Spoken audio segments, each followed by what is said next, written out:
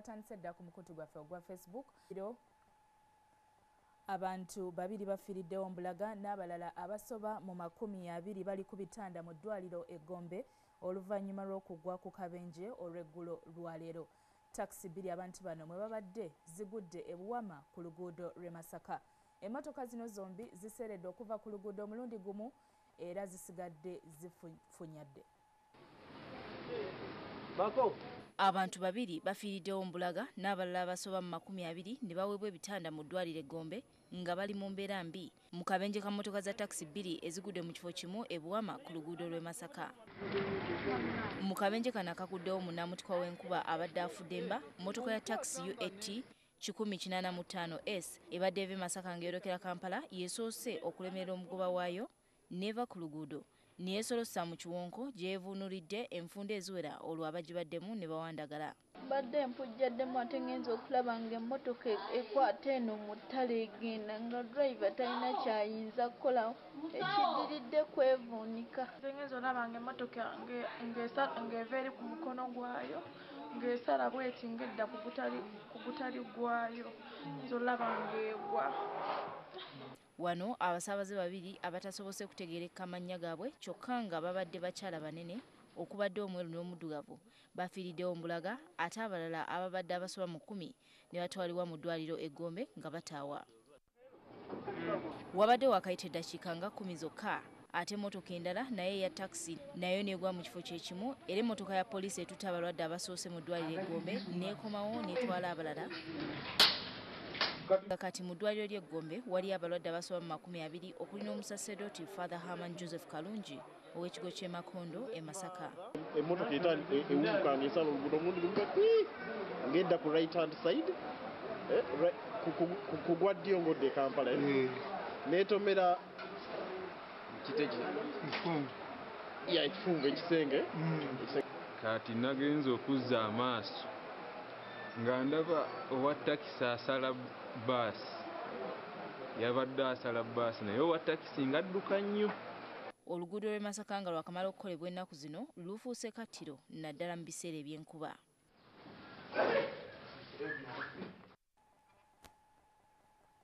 Ekiteeso ekigendererwamu okukendeeza ku muwendo gw'ababaka abali mu Parliament kiri mu kkubo. Omubaka w'essaza ly'e Tororo mu Parliament Geoffrey Ekanya yawoomye omutwe mu kiteeso kino ng'agamba nti kyakuyamba okukendeeza ku nteesa ey'ekiboggwe efumbekedde mu Parliament mu kiseera kino eyafuuka akatogo. Wabula babaka banne baawukanye mu ndowooza ku nsonga eno. Sabiti ewedde omumyuka wa Sipiika wa Parliament Jacob Oulanyah yavaayo ne yeemulugunya ku nteesa y'ababaka ba Parliament abamu gye yagamba nti yakiboggwe ennyo bw'ogeraganya ne Parliament ezivuddeko. The Hansard one day I have stopped reading it. Read the Hansard of the 1960s Parliament, the first Parliament. Read those Hansard and read our Hansards today. Kati omu ku babaka Geoffrey Ekanya asazeewo okuleeta ekiteeso ekikendeeza ku nnamba y'ababaka ba Parliament mu kaweefube w'okunogera ekizibu kino eddagala. Tubeere ne Parliament balina amaanyi, tubeere ne office mu constituency, tubeere ne office mu Parliament, tubeere ne researchers. Sente sigaddewo tuteekemu mu kulima, tuteekemu mu ssomero. Ekanya agamba nti ekiteeso kye singa kiyitamu kyakusala ne ku nnamba y'abaminisita wamu n'abamyuka baabwe. Nga cabinet tuli bangi nnyo, nga presidential advisor tuli bangi nnyo. Sente government akozesa nga state house sente nyingi nnyo. Sente government akozesa mu defense nga olabye kati mu Sudan billion 7. Kyokka abamu ku babaka baawukanye naye nga bagamba nti okukendeeza ku nnamba si kyekijja okumalawo obuzibu. Tusanga obuzibu tetufuna budde bugenda kusoma biru bagireeta n'ogiteeka ku tebo n'omala wiiki namba nga togisomyeko kubanga wiiki eyo oluusi osibye mu kuziika. We are here as members of Parliament representing communities. How many tribes do we have in Uganda? There are many. And that's why the population we have here is fully representing every community in Uganda. Naye ate waliwo abalala bagamba nti kino kya kukendeeza ku nsimbi omuwi w'omusolo zasasanyiza ku babaka ba Parliament. Zino sente ze tuwonoona mu kusasula ababaka zaali badde zikola mu oba kusasulira gundi ba doctors abasawo oba abasomesa oba services endala ezaali genze mu constituency okuyamba abantu. Kubanga tuli bangi nnyo ne ba ministers gavumenti eyonoona sente nyingi ba ministers kale gavumenti ng'eyaffe sente ezo zandibadde zigenda ku nguudo, mu ddwaliro, ku musaala ogw'abasomesa, okulongoosa amasomero n'abasawo. Wadde ebirowoozo nga bino weebiri naye tekimanyiddwa obanga okutondawo disitulikiti eziviirako bino byonna kunaayimirira. Weebale nnyo omusasi waffe. Obwakabaka bwa Buganda bulabudde gavumenti ku kunoonyereza okugenda kati mu maaso ku busambattuko obwakolebwa mu bitundu by'e Rwenzori. Katikkiro Charles Peter Mayiga agamba nti okusinga okukwata buli muntu kisaana okunoonyereza gavumenti ekutandikire ku nsonga eyavaako obusambattuko obwo. Mayiga era asuubizza okusigala ng'akuŋŋaanya ettofaali ery'okuzimba Buganda n'ategeeza nti embalirira eyayisiddwa Obwakabaka ey'obuwumbi 7 ntono nnyo okusinziira ku bintu gavumenti y'Emmengo by'erina okutuukiriza. Ku ntandikwa y'omwezi guno obulumbaganyi bwakolebwa ku bantu b'omu bitundu by'e Rwenzori era okukakkana ng'abantu abasoba mu 9 balusuddemu akaba, wabula nga gavumenti egamba nti ekyaviirako obulumbaganyi buno zaali ntalo z'amawanga. Kino kiwaliriza Katikkiro wa Buganda Charles Peter Mayiga okuvaayo n'alabula kunoonyereza okugenda maaso nga bwe kusaana okukolebwa nga kusinziira ku nsonga ezaavaako abantu okutta bannaabwe. Tusaba ab'obuyinza okunoonyereza ekyaviiriddeko ab'ekitundu ky'e Rwenzori okuttiŋŋana. Okunoonyereza okunaakolebwa kusaana kube kwa bwesimbu era nga kwa mazima. Ensi etegeerera ddala ekituufu ekyavaako emitawaana gino. Katikkiro agamba nti si kyangu abantu ab'oku kyalo ekimu okusoowagana mu ngeri ey'obukambwe bwe butyo. Tusaba enjuyi zonna eziri mu nsonga zino okubeera enzikakkamu era n'okwettanira okuteeseganya n'okuwuliziganya singa wabaawo ebibatabula. Katikkiro era asinzidde mu lukiiko n'ategeeza nga bw'agenda okusigala ng'akuŋŋaanya ettofaali kubanga embalirira ey'obuwumbi 7 eyisiddwa olwaleero ntono nnyo ku birina okukolebwa. Kubanga bye tulina okukolako bye bingi ate nga ebikola n'ensimbi nina kubijja mu bantu ba Kabaka. Awo nno tebinnaggwa kubanga okuzza Buganda ku ntikko si kintu kya lunaku lumu. Katikkiro era alabudde omukulu w'ekika gw'atayatuukiriza linnya ayagala okutwala Kabaka mu kkooti olw'obutamutuuza ku bukulu obwo. Sijja kukkiriza muntu yenna kujooga Kabaka kutuuka awo. Obukulu bw'ekika si bwa kisanja ne bwe bakulangirira ng'olina emyaka 8 era obeera okyali mukulu wa kika. Kamalabyonna agamba nti ennono za Buganda zitandikira mu bika era nga balina okulaba nga tebiweebuuka. Dini Lobowa Sava, NTV Akawungezi. Kulikayo Dini Lobowa Sava. Abakuliramu kakuyege wa Profesa Bukenya buli kulonda kwazze yeetabamu bamutadde ku nninga abakakase nti ku mulundi guno tagezaako okubagumaza nti wakwesimbawo kuwa President ng'ate bwe wanaayitawo akaseera abategeeze nga bwabivuddemu. Bukenya olunaku olw'eggulo yasisinkanye abazze bamunoonyeza akalulu ku woofiisi ze ezisangibwa e Kakiri. Tugenda kutambula yonna ne bwe kiri banti Kenya erondera mu Uganda tulituuka. Abanange kansubira nti mwena kutuvuganya mu mmanyi muntu w'amagezi mangi kati ayinza oba yamuwadde ssente era njagala olwaliro tukakase oba yakuwadde ssente tugambe tuleme malabudde bwaffe akaluke tugenda mukakufa na kuwona. Totuyiwe ovuddeyo ddala togenda kukivaamu. Ebyo bye bimu ku bibuuzo Profesa Gilbert Bukenya byabadde alina okwanukula okakasa abamwagira nti ddala mwetegefu. Musajja mukulu ono ye yatuuse n'okumuyonja ebigere.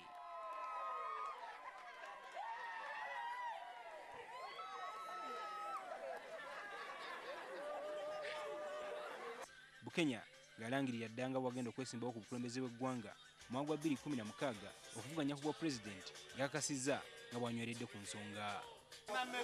Kaakati kambawulire tewalajja kungula, tewalajja kunzizaayo. Siri mbega n'akamu, nzize okwesimbawo ku bwa pulezidenti bwa Uganda. Wano kwe kusaba abadde bakuliramu okumunoonyeza akalulu obutagwamu maanyi. Kaakati kyembasaba nga bwe nawagala luli nti okukula okumu kuli mu ffumbiro. Musindike okulaba kuyingira mu ffumbiro. Mwakusindika ne tuyingira mu ffumbiro. Kati njala tuve mu ffumbiro. Musindike tugende mu ki? Nga bw'eri enkola ye gye byaggweredde nga kunyeenyamu kugali benjole.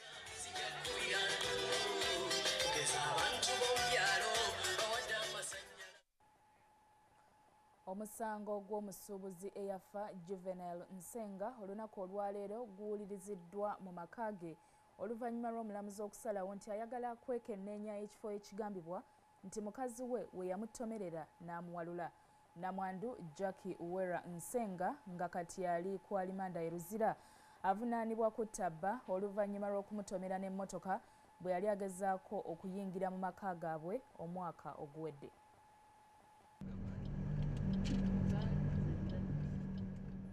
Omulamuzi wa kkooti enkulu Duncan Gaswaga olunaku lwaleero atuuseeko mu maka g'omugenzi Juvenile Nsenga okwekenneenya n'okwetegereza ekiyinza okuba nga kye kyamuviirako okufa. Muko omugenzi Jackie Uwera Nsenga mu kiseera kino awennemba n'omusango gw'okutta bbaawe mu bugenderevu. Ekituutu omulamuzi mu maka gano ebugoloobi kwe kwongera okwetegereza ebikwatagana n'omusango guno. Namwandu wa Nsenga Jackie Uwera Nsenga avunaanibwa okutta bbaawe naye awerekeddwako abasirikale ba prisons ne poliisi okuva mu kadduukulu ka poliisi okutuuka mu maka ge ebugoloobi. Wano omulamuzi yetegereza ekifo awagambibwa okubeera nti omugenzi we yagwa oluvannyuma lw'omukyala we okumutomera n'emmotoka. Omujulizi John Bosco Munaku nga ono poliisi eyakola okunoonyereza ku kifo omugenzi we yatomerwa aleeteddwa era n'atandika okuwa obujulizi mu maaso ga kkooti. Ono alaze kkooti awagambibwa okubeera nti omugenzi yatomerwa ng'aggulawo geeti. Ono era aleese olukoba okupima obuwanvu omugenzi we yasooka okutomerwa okutuuka ku kifo we bamusanga era ne kizuuka nti waliwo mita 10.3. Okupima olugendo okuva ku mulyango gwa geeti okutuuka ku mmotoka we yasangibwa basanzeewo mita 12.3. Emmotoka yennyini eyavugibwa Namwandu mwagambira nti mwe yatomerwa omugenzi mutali bugenderevu naye ereeteddwa mu kifo kino okwongera okuyambako kkooti okwetegereza ensonga zino. Jackie Uwera Nsenga avunaanibwa okutta bbaawe nga 10 January 2013 oluvannyuma lw'okumutomera n'emmotoka ng'ayingira amaka gaabwe. Ono wakwewozaako mu maaso ga kkooti olunaku lw'enkya. Sohail Mugabi, NTV Akawungezi. Webale nnyo munaffe. NTV Akawungezi ekyagendera ddala mu maaso. Nkomawo n'ekitundu ekyokubiri oluvannyuma lw'obubaka buno ko n'endowooza zammwe ku katundu kaffe akakiki ky'olowooza tovaawo.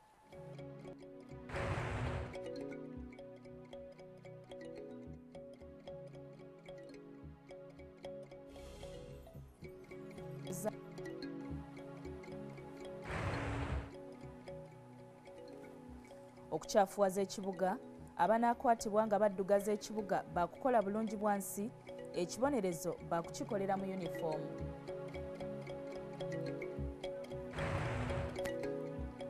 Ekibobo ebyobwerere jango birabe jango towakana ku Airtel Money akakadde kagwirawo buli ddeire. Yes, towakana with 1 million shillings up for grabs every day. Kagwirawo ku Airtel Money. Simply send and receive money, top up your airtime or data, pay for utility bills, groceries, fuel, and much more with Airtel Money, and you could be one of the day's 5 lucky winners. And if Mr. Money and his crew find you making a transaction, you win cash on the spot. Terms and conditions apply. Airtel Money. Simple, secure, instant.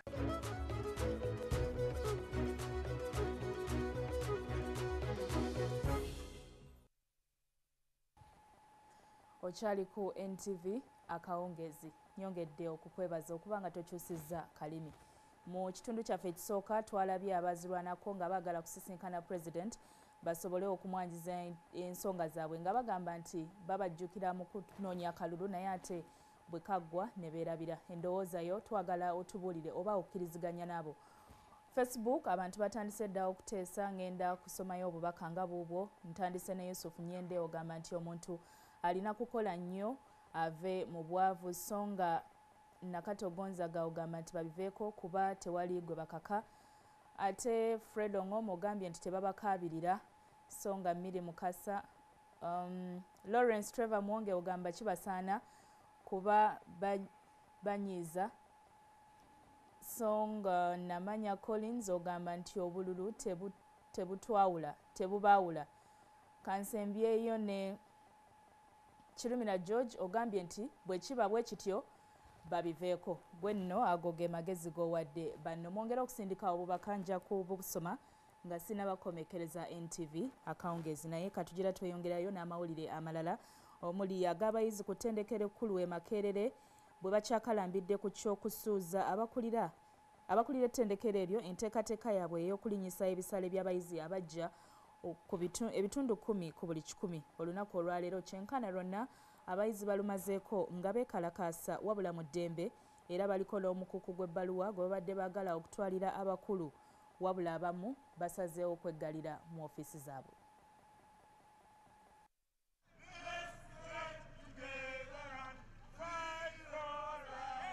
Singa olusoma oluggulawo omwaka omupya lutandika mu Gw'omunaana ng'ettendekero ly'e Makerere terinaddamu kuwanjaga kw'abayizi bano obutalinyisa bisale, abayizi bangi okusoma kwabwe kwandiba mu lusuubo.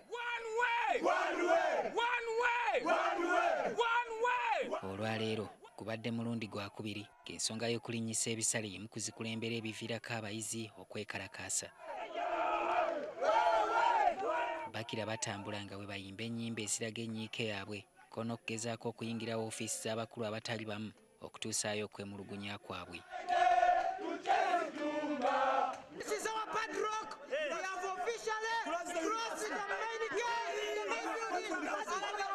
We are only going to open it when the 10% tuition increment is scrapped off. Tuli beetegefu okukola buli kimu ekisoboka ku nsi omuli n'okufa okulaba nti abaana b'abanaku basobola okujja ne basomera mu yunivasite. Balinga bagamba nti abaana abavu geti ya Makerere bagigadde balinga they're closing the gate for the poor to join Makerere University. Obutaawukanako na luli poliisi teremesezza abayizi kwetaaya wabula bwe bagezezzaako okufuluma ettendekero n'ebalemesa. Look into the camera and tell them why. Tell them why. Tell them why. My word is cool down. Yes. Naffe bennyini tuli bazadde. Tujja kuyongeramu ku nsonga eno tuyongere ne management y'e Makerere. Balebe engeri gye bamalamu evuvuyo ku ssomero. Si nnungi. Wiiki ewedde amyuka ssenkulu w'ettendekero lino Ddumba Ssentamu yakatema abayizi nga bwe yatalina buyinza ku musimbi okusuubira okubabinikibwa. Poliisi kyonna yonna teva wa vice chancellor nga nze eva muki mu akakiiko akafuga university bayita University Council. Wadde ng'ekiwandiiko ekiraga okwemulugunya kwabwe abakulu tebasobodde kukifuna, bannyini kyo bo bamalirivu okuddamu okwekalakaasa ku Lwokusatu lwa wiiki eno ku nsonga y'emu. Solomon Kaweesa, NTV akawungeezi. Nankulu wa Kampala Jennifer Musisi ayogedde ku mbeera y'ekibuga n'ategeeza nti bingi ebyongedde okuterezebwa era ng'ekitongole kyakulembera kyakwongera okutereza. Mu byakoonyeeko olwaleero mwe muli abajjamawaza ekibuga, ebiragiro n'engassi ebirindiridde okuyisibwa ko n'enteekateeka ya KCCA okugula paaka n'akatale ka Usafi.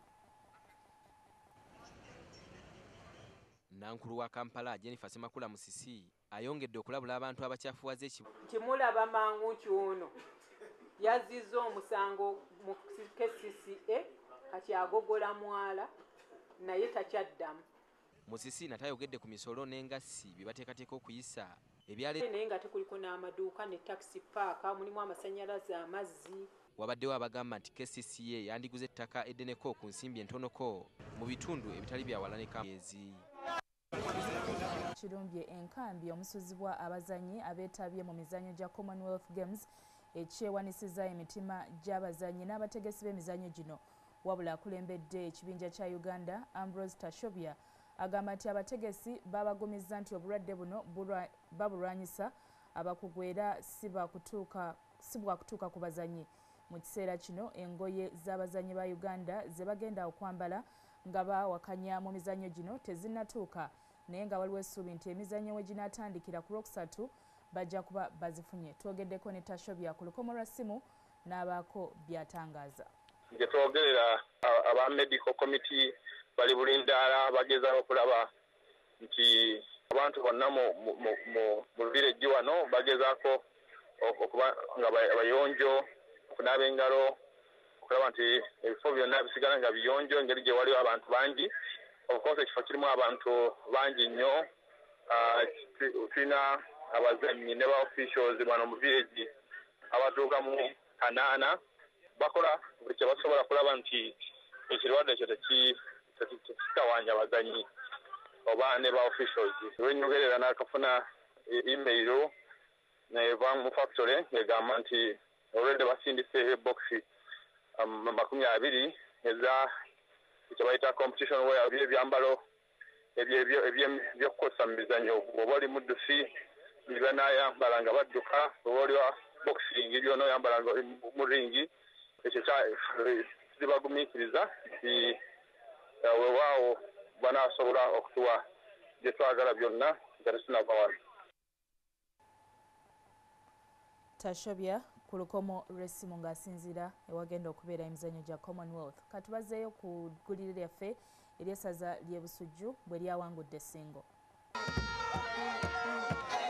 Bannassingo beeyiye maanyi mu ssaza ly'e Busujju nga basuubira okuwangula bannyinimu bongere okwenywereza ku ntikko y'ekibinja kyabwe. Abawagizi be basoose okusindaana mu mpagiro ey'okubiri bya Galibenjole era abantu abamu balabiddwako nga balinnya emiti balimu okusubwa ebigenda mu maaso ku kisaawe ne ku mabbali gaakyo. Wadde nga babadde be bakyazizza, bannabusujju baadde tebasuubirwa kuwangula mupiira guno olw'ensonga nti babadde tebawangulangamu mupiira gwonna, so nga ab'essingo be baadde battunka nabo tebawangulwangamu mupiira gwonna.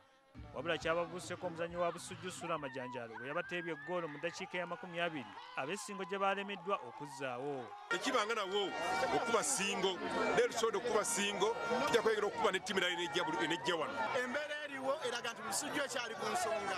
Njagala bakubiriza ekintu kimu mwongeremu amaanyi. Ettiimu ya Ssingo ezannya omupiira bulungi nnyo ekiremye kwe kuteeba ggoolo. Obuwanguzi bwa Busujju bwalese nga Ssingo yekyakulembedde ekibinja kino n'obubonero 7 n'eddirirwa Gomba n'obubonero 5 ate ey'Obusujju kati neeba mu kifo kya 3 n'obubonero 4 so nga abaggulawo empaka zino ab'ebuweekula be basembye n'akabonero kamu.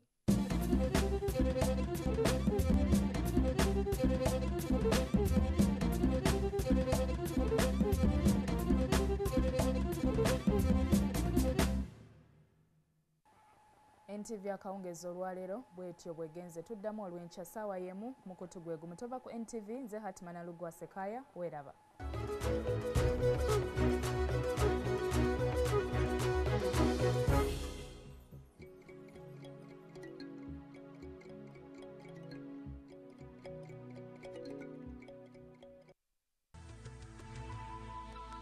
NTV, turning on your world.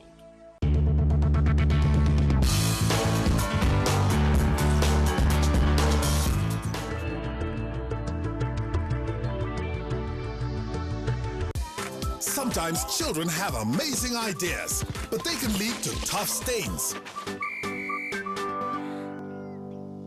And for tough stains, there's new Omo Fast Action. Its super fast cleaning technology removes stains fast. New Omo, no one removes tough stains faster.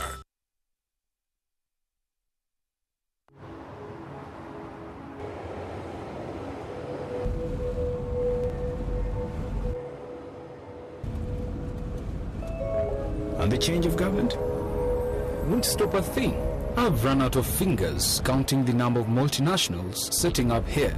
What about the 3 companies that announced their plans to launch last week? I say they're shortly. Me, I'd be looking to sell. At what price? More. Much, much more.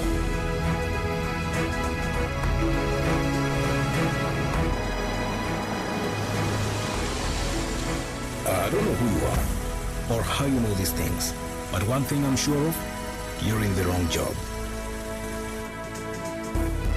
Here, call me tomorrow at 9 o'clock in the morning. I'd like to hear more from you. Are you ready for your big break? The East African, understanding the region.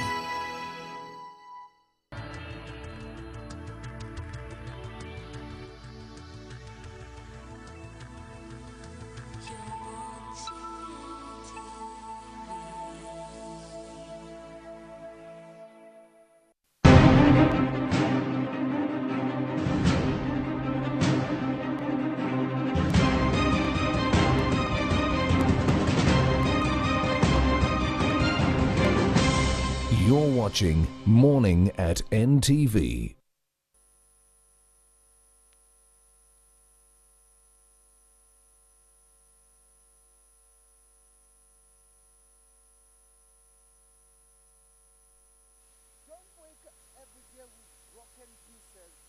yesterday.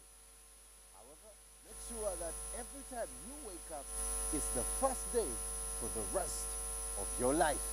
My name is Brian Londo. Welcome to Morning at NTV, the only show that guarantees you an awesome day. Well, let's get started with the question of the day.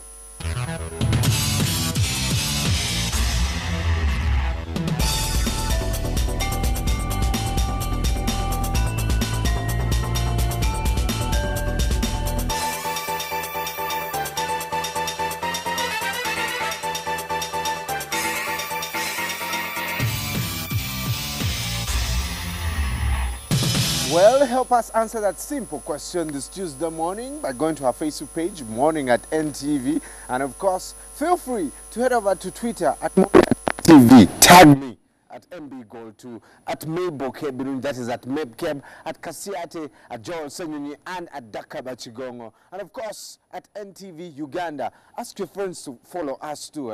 We're about 1,900, almost 2,000. So let's make it 2,000 by the end of the day. On Facebook, 22,000 people. Let's make it 25,000 by the end of the week. Invite your friends to like our page and let us know how we can make this show better. And good luck to everyone. Now, Mabel, yesterday you were MIA. I was trying to work the screen down there, and I must say, apart from the coffee, I really enjoyed the experience. Good morning. Nice to see you.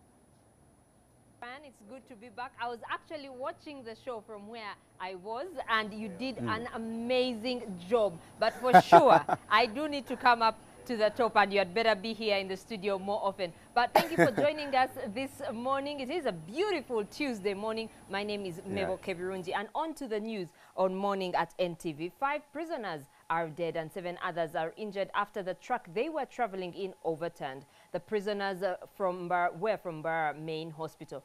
We spoke to Frank Baine, the Uganda prison spokesperson. A party of 45 inmates went to collect firewood in Kagango, that is in near Kabohe. Fetched firewood, put it on a lorry. As they were coming back, it started raining. Then the driver of the lorry lost control. Unfortunately, we lost 5 inmates on the spot. 7 got injuries, but manageable injuries, and 1 staff was also injured. As I'm talking, the rest of the inmates were taken by the Bushenyi Lorry. They are already in Mbarara prison, while these other ones who got injured were rushed to Kabohe for first aid. And the first aid, the ambulance from Chitagata has come in to help, and they are also taking the injured to Mbarara Hospital. The details of those who have passed away and the critically injured can be availed by tomorrow morning. A private member's bill to reduce the number of members of parliament is in the offing.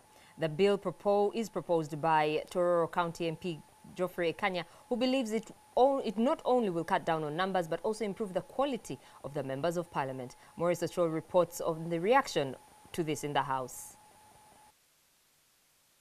Read the Hansard of the 1960s Parliament, the first Parliament. Read those Hansard and read our Hansards today. These were the Deputy Speaker's sentiments last week as he compared the 9th Parliament to others before it. Geoffrey Kanya, the Tororo County MP, wasted no time. He has proposed a bill which he says will eventually trim the large numbers of legislators. He believes the bill could also help improve the quality of debate on the floor of Parliament. So the way forward is to have a Parliament that is robust, that is active, that is well facilitated, that represents a population quota. The proposal also makes provision for reducing the numbers of cabinet and state ministers, so that we can have a lean governance system that can then deliver services, and we have resource. Others, we are not going to compete in the East African Community region. So the number of 385, there are so many, 77 ministers are so many. It is so costly to the country. Some of us were not even in support of the districts. While this proposal has received a number of cheers, some lawmakers are opposed to it. They feel the large numbers of MPs is a necessity given the responsibilities they carry. Representation in Parliament is matching with Uganda's population growth rate. Because in 1962, we were 6 million represented.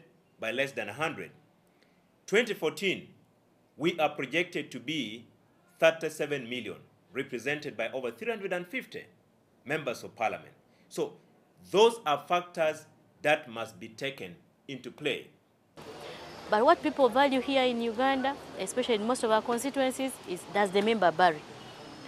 Does the member bring condolences? Does the member attend funeral rites or duas? Does this member come to introduction ceremonies, niginas, and so on? And where do you get that time? Because all those programs are not scheduled in as far as the members' schedules are, are concerned. There are those whose sympathy is with the taxpayers and the amount of money he would be able to save if the number of MPs to cater for was less. If you have done a thorough research, how do you deliver the information or the data that you have researched for, say, 1 week? You deliver it in 2 minutes, in 3 minutes. We are here as members of parliament representing communities. How many tribes do we have in Uganda? There are many. And that's why the population we have here is fully representing every community in Uganda. There is also a plan in place to expand the parliamentary chambers to accommodate the many lawmakers. Already, construction is underway to create more offices for MPs. Maurice Ochol, NTV at Parliament. Police are investigating a law firm owned by Bugweri MP Abdu Katuntu for allegedly conniving with the Constitutional Court Registrar Deo Niziyimana to alter an order issued by Justice Stephen Kavuma. The alleged altered order blocked police and other government agencies from investigating the alleged fraudulent issuance of a degree to Ali Hassan Joho, the governor of Mombasa County in Kenya. What is the story? On 4th February 2014, Justice Elizabeth Musoke issued an order restraining police from investigating the process that led to the award of a degree in business administration of Kampala University to Mombasa Governor Hassan Ali Joho. And on 22nd April, Justice Stephen Kavuma of the Constitutional Court issued another order maintaining the status quo to stop the cancellation of the contested degree. Part of Justice Kavuma's ruling read, the registrar of this court is directed to ensure that all pre-trial steps in the matter are expeditiously undertaken and have the Constitution Application Number 11 of 2014 fixed for hearing during the next court session. Another part of the same order served to police read, any process or investigations by the police or any other government agency or department should be halted until the hearing and determination of the main application. And that is where the discrepancy lies. On 14th May, Silas Mek Otuke, a complainant from the organization based in Kenya, the Youth Leadership for Democratic Governance and Guidance, reported the alleged forgery to the Police Criminal Intelligence and Investigations Directorate, CIID. As we tried to proceed, we were even being harassed that we were in contempt of court. We had to halt. So all the government institutions were ordered to stop in any further handling of that case. Police is just indulging itself in politicking. It is failing to do its professional duty of investigating and detecting crime. Chief Registrar of the Courts of Judicature, Paul Gadenya, told NTV on phone that the judgment was altered after the applicant's lawyers were told to draft an order. The order which he eventually signed had an additional order which was never part of the orders that had been issued by Justice Kavuma. Order number 2, and I think the lawyer who did it made what you would call an error, was a consequential order of number 1. Because order number 1 actually restrained the police. According to the court leadership, the registrar might not have performed his duty 100% with due diligence, but he notified the applicant's lawyers, who include Abdul Katuntu, to withdraw the order after realizing that it had been altered. According to the Uganda Law Society Code of Conduct, such actions are punishable. According to Gadenya, the respondent court should have withdrawn the order. The Court of Appeal is going to sit on the 31st to vacate that order. Kampala University reportedly issued a degree to Ali Hassan Joho, the governor of Mombasa County in Kenya, without him attending lectures or sitting exams. Under Article 212 of the Constitution, police are mandated to detect and investigate any crime. Sudil Biarhanga, NTV. The case in which a widow of city businessman Juvenal Nsenga took a new twist yesterday, with a judge analyzing evidence at the scene of the crime. Prosecution led by Susan Okalani alleges that Uwera, with malice aforethought, caused the death of Juvenal Nsenga, her husband, in January last year. High Court Judge Duncan Gaswaga, accompanied by both the prosecution and defense teams, visited the scene in Bugolobi, where businessman Juvenal Nsenga Kananura met his death. Nsenga's widow, Jackie Uwera Nsenga, is facing murder charges for allegedly killing her husband after running over him with a car at their Bugolobi home.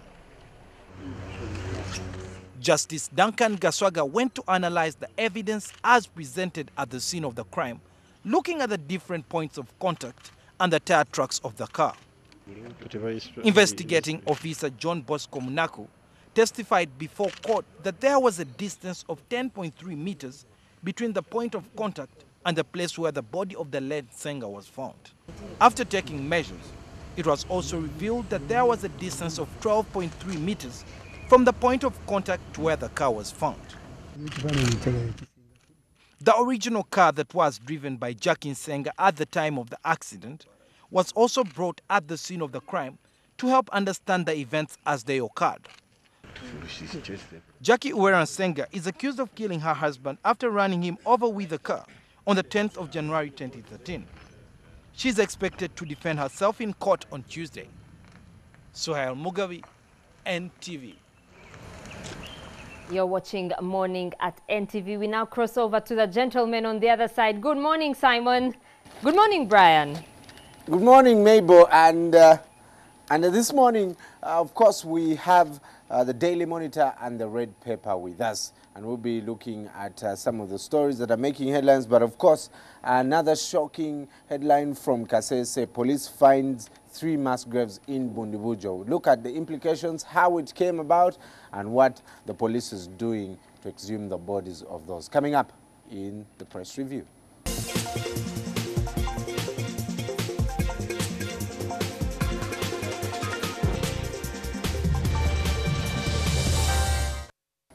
If you're just joining us, thank you so much for staying with us. It's Morning at NTV, the press review, and joined by Joel Sinionia. Yeah. What's the up? Well, that's what the Bazengi say, Sinionia.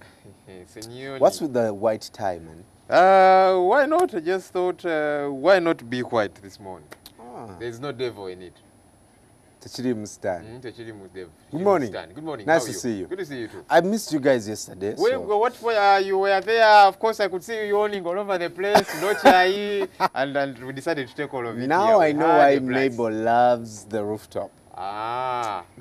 Because she gets to sip a bit of this. When she comes to the rooftop, she takes like 3 cups before the end of. But this morning we have the Daily Monitor and the Red Paper. And Joel, the headline on the Daily Monitor: police finds 3 mass graves in Bundibujo. Could it become any more worse, really? And why do I suspect there could be more? I hope I don't sound callous when I say this, but we need to do a lot more searching. You know, and these mass graves, we are told, they have between 10 to 15 people, dead bodies, that is. Yeah.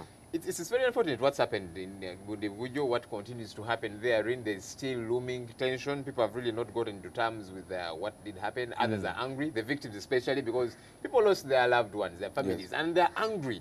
And what would imagine, what are they plotting when they return? You know, we hope police gets to the bottom of this. Of course, they're trying to secure a court order so that they can exhume these bodies, do a post-mortem on them, and find out what exactly did happen, etc., etc. But without a doubt, it should be related to the massacre in Bundibujo. Should we say at this point that actually, because for me personally, this is beyond a tribal clash. By the time you put all, this is an organized, orchestrated rebel attack, literally.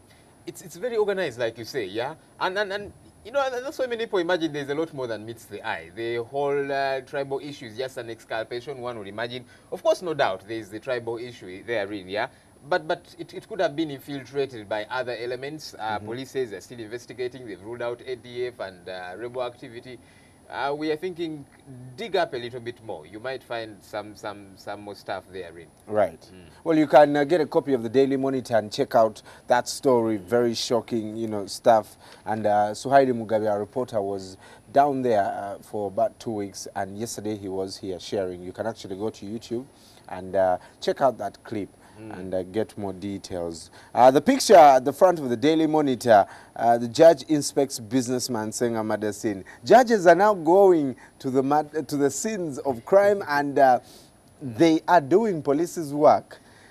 No, actually, in litigation, it is required sometimes when the judge feels, okay, I've heard from two sides, I need to see for myself. They get to go on ground and then just assess, get to find out, all right, this is what defense says, this is what the other side as well is saying, and they're able to draw some conclusions herein, and hopefully that gave him insight into the kind of judgment that he will deliver at the end of the day. She gives her defense this week, I think. Yeah, defense starts actually today. But away from even this particular case, and maybe I'll also hear from Simon, who is walking in looking dapper in a yellow bow tie. Come and join us. Just Tamar. Just morning, Simon. Morning, young man. How are you? Yeah, when you say young, we'll believe it because you're growing a pot belly, you're feeding well. Absolutely. But Simon, we have to go back to the gym. But that's where I'm coming from. That's where down here at Maisha. I mean, sorry for the lateness, but the gym work is not. So what you're trying to say is that the only thing this guy exercises is his mouth, his jaws. Moving on. My focus. Other things I'm sure you heard recently how he took some days off to first sharpen himself even further in preparation for those activities. Simon, yes. Judges are visiting crime scenes. Would this actually help, not just for the cases of Nsenga, but of other scenes where we've seen police actually not being able to bring evidence in time? Maybe the judge will go there, the case is fast-tracked, and we see the bulk of the cases reduced. Maybe then soon we'll be seeing the Lord Justice Catherine Vamujemerere visiting the Ministry of Local Government to see the exact office of Mr. Kashaka, who she's convicted to 10 years, how it all played out in that office, how money was exchanging hands, how money is put under the table, to see how, how when you open the door, who brings in the envelope, what color it is. I mean, anyway, bottom line is I am no judicial officer, but one thing is for sure, if this justice has decided to go and, leave no stone unturned and, make a judgment that is beyond any reasonable doubt, including and not limited to visiting a crime scene and all that, so be it. But I'm just, I was looking at the people that were gathered at the crime scene. I'm looking at the suspect herself there, under that heavy security guard. Then I'm also looking at the kith and kin of her late husband.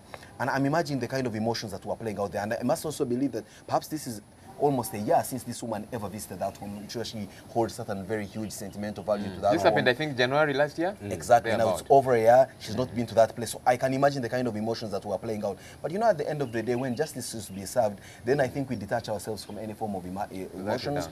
You play it with tact and detachment. And at the end of the day, I mean, one of these parties, either the kith and kin of the husband or the woman, will, be aggrieved by the judgment of the judge, but so be it. That's how it is. Actually, I understand as they do this, they call it reconstruction of a crime scene and that kind of thing. Detectives keep watching the suspects, to see their demeanor and that kind of thing. It can tell a lot more about, their commission or non-commission of the crime, as it were. So there was a lot more there. If you visited Kazinda's office with him, now you can. He can say, "Don't touch that." And talking about Kazinda, Daily Monitor this morning reports Kazinda faces 69 new charges. And some of us are thinking, all right, now this sounds like music to our ears, because this guy was, sentenced to what? 5 years. 5 years, and but he could serve all the 69 and no pun intended concurrently. Yeah. And he ends up like what? Doing, and some of these guys eventually get released, acquitted, okay, not acquitted, but released for good behavior after about 2.5 years and that kind of thing. Look, we need to make it extremely dangerous for people to steal money in this country. Yesterday, I had a very long conversation with our very own reporter, Suhaili Mugabe, who for 2 weeks was in the Rwenzori region, following up this story of the crimes or the attacks that many of which have been referred to as the Rwenzori clashes. Now we're seeing a front page picture, pixelated pictures on the front page of the red paper, depicting gross beatings to the suspects, and this is the untold story of, you know, after the police and security organs had been indicted for failure to smell these simmering tensions, eventually when this boils out of boiling point and spills over, then they have been indicted. Now they moved to arrest suspects who they treated in the most inhumane way. I mean, look at this picture. A plainclothes security officer beating up somebody to almost minced meat. And so Haile did tell me that for the first time, he saw a security person with a huge boulder, a rock for that matter, hitting it on the head of a suspect. I do not know why our security agencies have got to act this way. Yes, we understand these are suspected rebels. We understand possibly they resist arrest. But I think what they did here is actions most foul, and they need to be decried in the highest order. I mean, you Felix, not Felix, I mean, yeah, Felix too, I mean, but Paddy Yankunda, Enanga, I do not know what heartwarming messages you've got to tell Ugandan citizens when your security forces, the people that you speak on their behalf, you know, and these are not doctored pictures. These are real pictures of what happened in the Rwenzori. There's video footage as well. Exactly. So when you talk about professionalizing an army or professionalizing a police force and changing its name for that matter, and we see pictures playing out here. I mean, we see guys in army uniform, others in plain clothes. We do not know. And so he did tell me that all these beatings did take place in broad daylight and in front of a police station.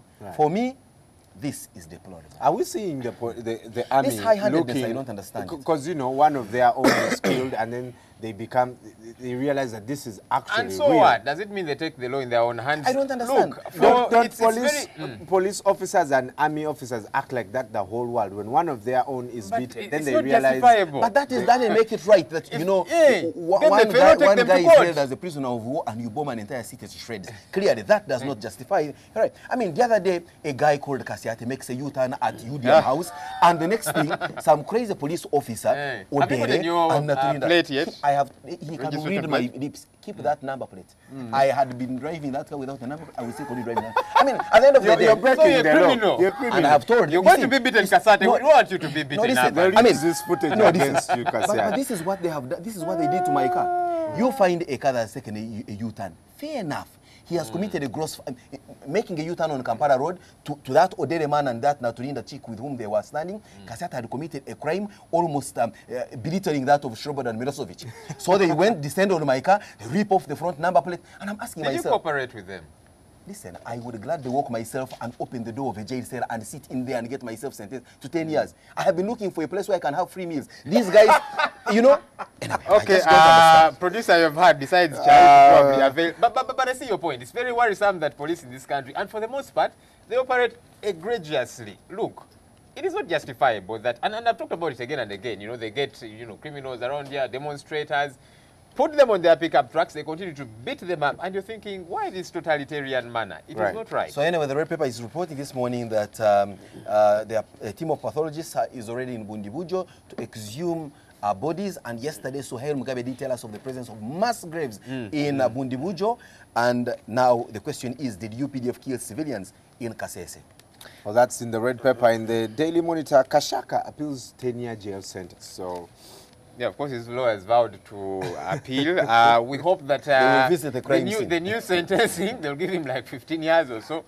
Well, I hope this is not again, you know, for me, regardless of whether he gets out after 5 years for good behavior, I think for me, and I hope the judge can hear us, you know, this was an example of deterrent laws in Uganda which are absent. Actually, so you will be shocked. The laws are on paper. Implementation is the problem. Yes, they need to be tweaked here and there, made better. But our biggest problem really is not lack of laws, or good laws for that matter. I understand Uganda has some of the best laws world over, you know, but we do not implement these things. And little wonder, this happens again and again and again. Good news to the ladies here in the Daily Monitor. Activists to front female candidates for elective posts in 2016.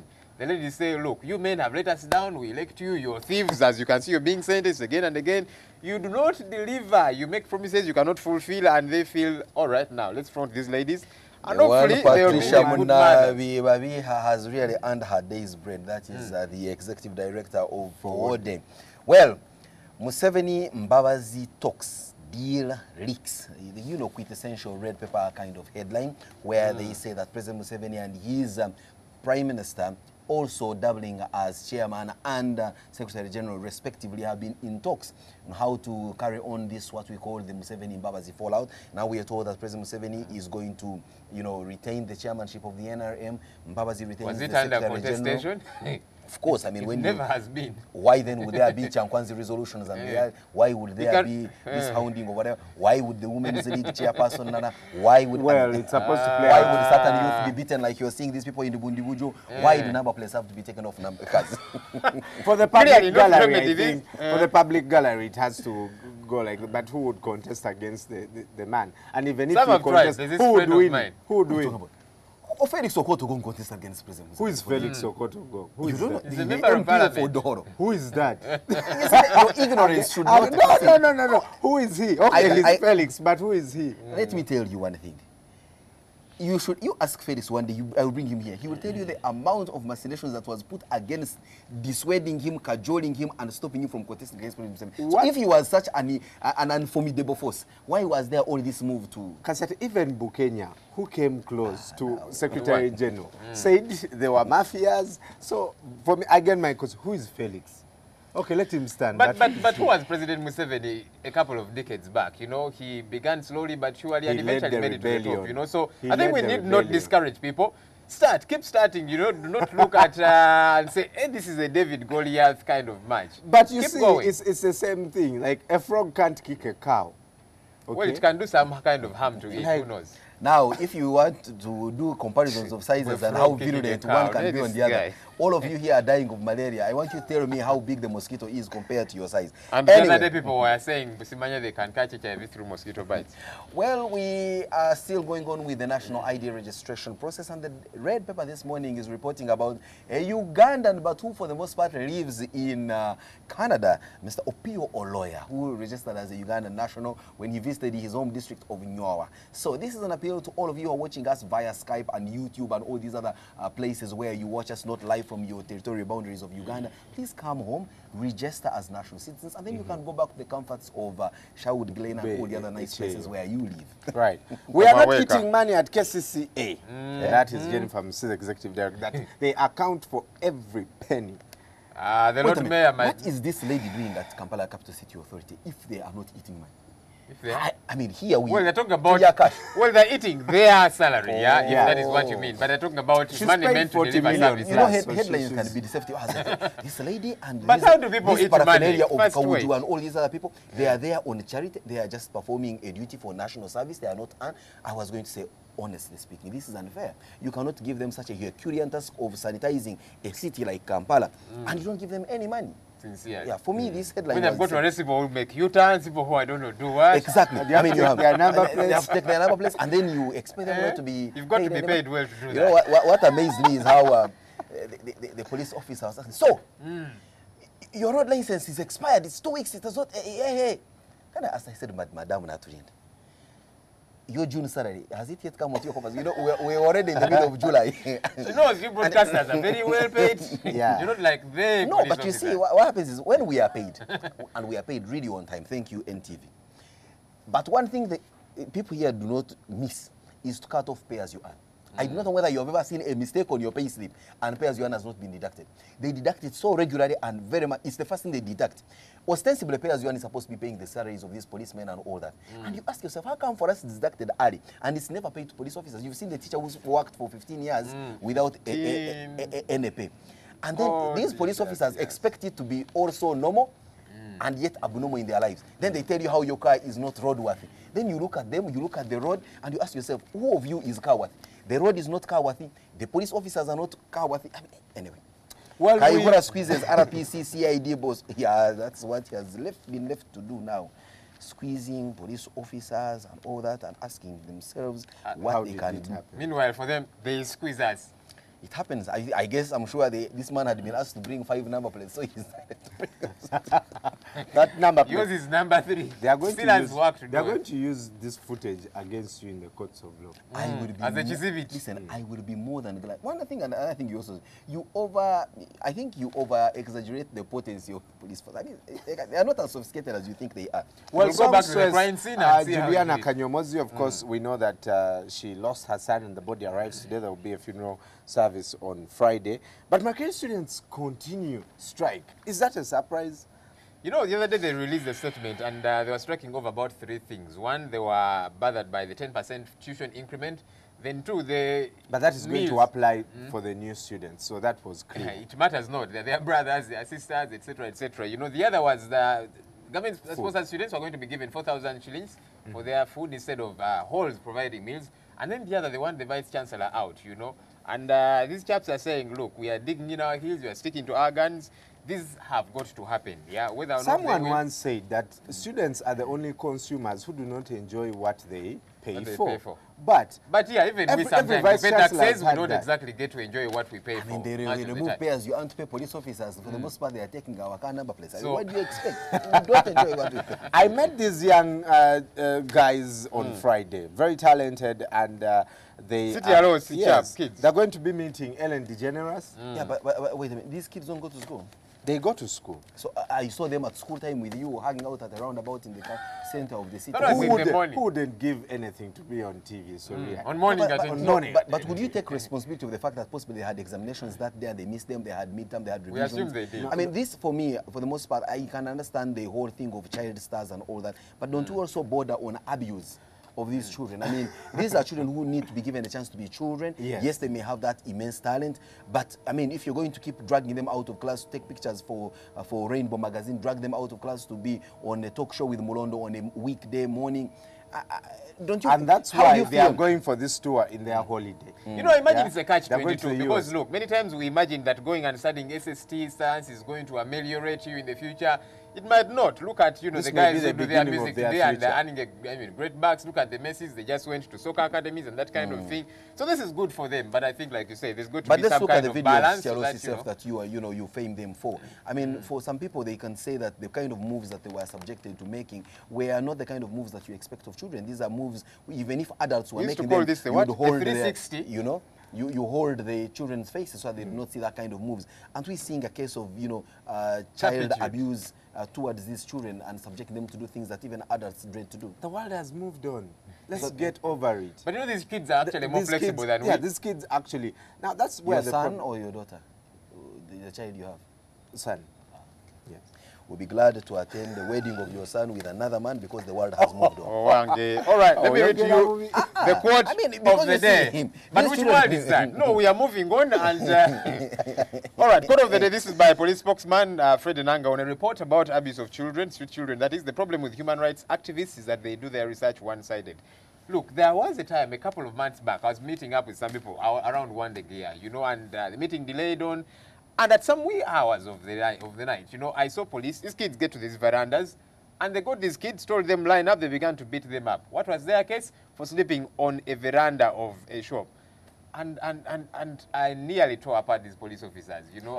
No, one time I saw a normal civilian there at Nakumat beating up a traffic police officer. And I jumped out I parked quickly, jumped out, and I said, can't you respect this uniform? The man was so angry, he said, if the uniform cannot respect itself, let me teach it that it cannot. You know, I couldn't. It took me over 2 years to understand why a civilian will get out of their car and beat up a police officer. Odede. You have warned him. No, I've not warned him, but I can tell you, now I fully understand why people get out of their But we should not beat police officers. No, but you see, if you put yourself in harm's way, then harm will carry you along. At the end of the day, it is putting yourself in a situation. Now, imagine these street children who are possibly high on. If you start treating them in that wanton manner, and they also decide to take the law in their hands. And some are not even high. They just don't have where to sleep. You know, so they are on a veranda, and you beat them up for sleeping on someone's veranda. Talking about sleeping, I'm seeing an interesting cartoon in the Daily Monitor this morning. The cartoonists are depicting one Warren Kiza Besigye and General Sejusa sleeping in the same bed. Remember, now they are regarded as bedfellows. Let's not forget that one was the best man of the other at the other's wedding many years ago. And yes, Nicholas, as usual, with his plainly speaking tongue-in-cheek comments, he says Uganda's parliament offspring of a snake is always a snake. I think he's I knew that talking one about, would taste good in your mouth, huh? Yeah, well, there we are, but yeah, well, he's talking about the situation playing out in Parliament, where you see the Deputy Speaker of Parliament talking about, you know, the quality of debate being very low, and also the sheer numbers being so high that sometimes even those who are eloquent are unable to present their points on the floor eloquently because of the limited time available. And that's why I think one Geoffrey Ekanya, who has served 3 terms, I think is just belching on satisfaction, has decided that now we reduce the number of members of Parliament. So the whole of Tororo and all the other districts that were broken away from Tororo, those where people ate rats and the other, all of them can be represented by one person, and he doesn't care whether it's him or not. He has, after all, served already his 3 terms. So it's a catch-21 situation for many members of Parliament. And that's why most of the MPs are supporting that. Did you say most? Are you sure about that? What No, but then even for these few that are supporting this, I would have first asked my friend Fox Odoi from west of Budama, north of west. Then there is another east of Budama, north. All of these are a bit of... But look, he wants to be represented by one person in the entire place. So but isn't that too much work for one person? What do you mean too much work? What is representation? It's already too much work for one MP for such a small...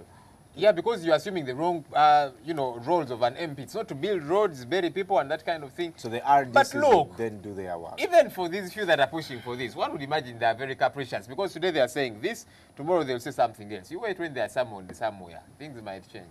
Well, Mabel, want to find out from you, do we still have a place on the world map called Gaza? Because every day things seem to be turning for the worse in that part of the country. And yes, we also told that bodies of those who were on the ill-fated Malaysian Airways plane moved, you know, a train did move their bodies to, you know, safe haven where they can be collected and treated with decency and laid to rest. What else is playing out on the international scene, Mabel? Thank you very much, Simon. Good to see you this morning. Well, we will start off here. The MH17 plane crash. Ukraine rebels have given up the black boxes. The black boxes are still in good condition. The priority, though here they're saying, is first the bodies, and then second the black boxes, and third is the crash site. Rebels here in eastern Ukraine handing over the 2 flight data recorders from the downed MH17 plane to Malaysian experts. On BBC page, this is something that would put a smile on the faces of conservationists across Africa, and I guess across the world. Can drones help tackle Africa's wildlife poaching crisis? Now, how this would work, it's basically an eye in the sky that would catch wildlife poachers, and it's becoming a reality now. I beg your pardon, as this unmanned aerial vehicle, or a drone in other words, would be able to capture the movement of these animals, and they'll be able to alert the authorities. A very sophisticated system which we hope can be in place sooner than later. Kenya Defense Twitter account was hacked yesterday. The Ministry of Defense is under new management. The messages were being posted from someone I think called Anonymous. Someone says, greetings, here we are Anonymous. And they also said, all of you who have stolen money from Kenya, we are coming after you. The hacked posts were signed as being from an activist group called Anonymous, and the military spokesperson often uses Twitter to give account of Al-Shabaab there. The hackers criticized the government of President Uhuru Kenyatta, saying it only protected the interests of the elite and was not doing enough to tackle poachers and drug traffickers. And we know Kenya is one of those countries where people tweet so much. MH17 tributes in Moscow, forgive us. Now, this is outside the Dutch embassy in Russia. And the people there, the Russians themselves, feel very embarrassed about this. They say, you know, we are afraid, we are ashamed, we are in mourning. The messages actually show that these Russians feel Russia itself had a part to play in downing of this plane. They feel Russia is responsible for what is happening in eastern Ukraine. So they are saying, forgive us, forgive us. Now, this is something interesting that I thought is most likely to happen in the US only. You're more likely to get a raise now. Why? Because the economy is doing so much better. According to a survey done by CNN Money, if you are working, the National Association of Business Economics says most firms have increased wages in the last 3 months. That's up from last year when only 19% of economists were reporting wage gains. You're less likely to receive a pay cut this year. That's good news, I guess, for the Americans. Now, again, still with this plane on the CNN page, unanswered questions. Who actually shot down the plane? Why would they target a passenger plane? Where are all the bodies of the plane? And why was the plane flying over a war zone? Remember, this is an area that is still being occupied by the rebels in that place. Now, Ed Miliband was at the White House yesterday, and he met up with Obama in what he calls warm and friendly talks. Obviously, MH17 was on the agenda, as well as other international stories.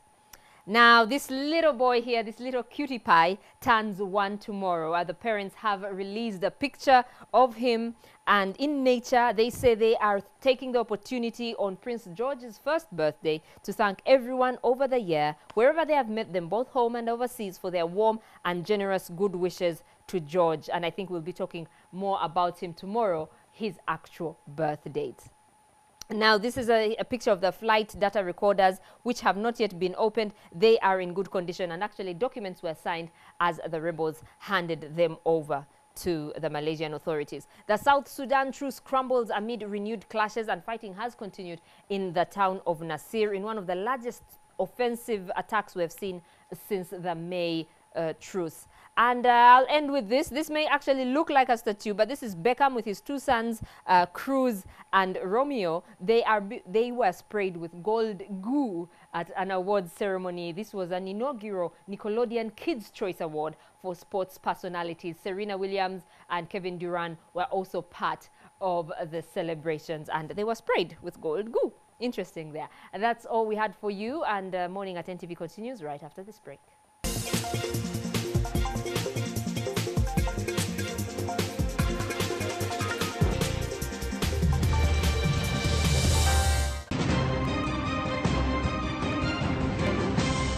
You're watching Morning at NTV with Simon Kasiate, Mabel Kebirunji, and Brian Mulondo. Yes,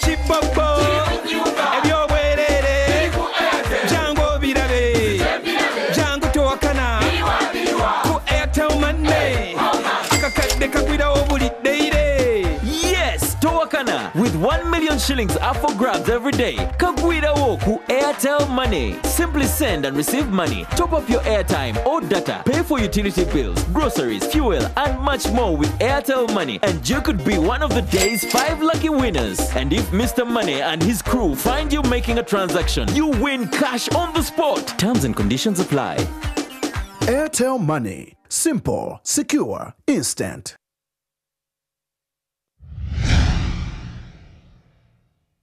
The bill seeks to reduce on the graft that is taking place in the country, enhance parliamentary oversight, increase citizens and civil society participation in the budget process, and the bill also seeks to strengthen our financial management system. Our dear, very honorable members of parliament, please consider the civil society recommendations when debating the Public Finance Bill 2012. This message is brought to you by CS Bank.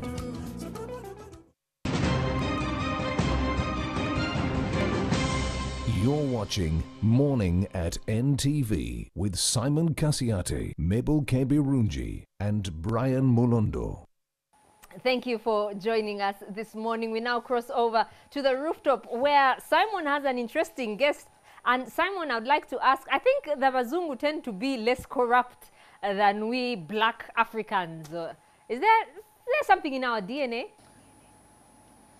Well, Mabel, that's a very interesting question, but well, I do not know whether I would calmly say that Bazungu are less corrupt than we black Africans. I think, well, that the word corruption does exist in their lingua. It means that they have been one of their own that has been corrupt or remains to be corrupt. But that's the question I will still put to my guest this morning, though, of course, we do not know him to be as corrupt as many in his ilk as we discuss local politics. Now, this is a gentleman who 3 years ago decided that enough was enough with regards sitting by as a spectator and watching the governance of his area take the turn that it was taking. He was, well, I could say not just gainfully employed, but he was extremely thriving with his private business and employment. But he chose to go down to the service of society. We're talking about Dr. Ian Clark, now mayor of Makindye Division, but should I say, former or, well, proprietor of International Hospital Kampala and many other, still proprietor, and of course many other outfits that possibly he will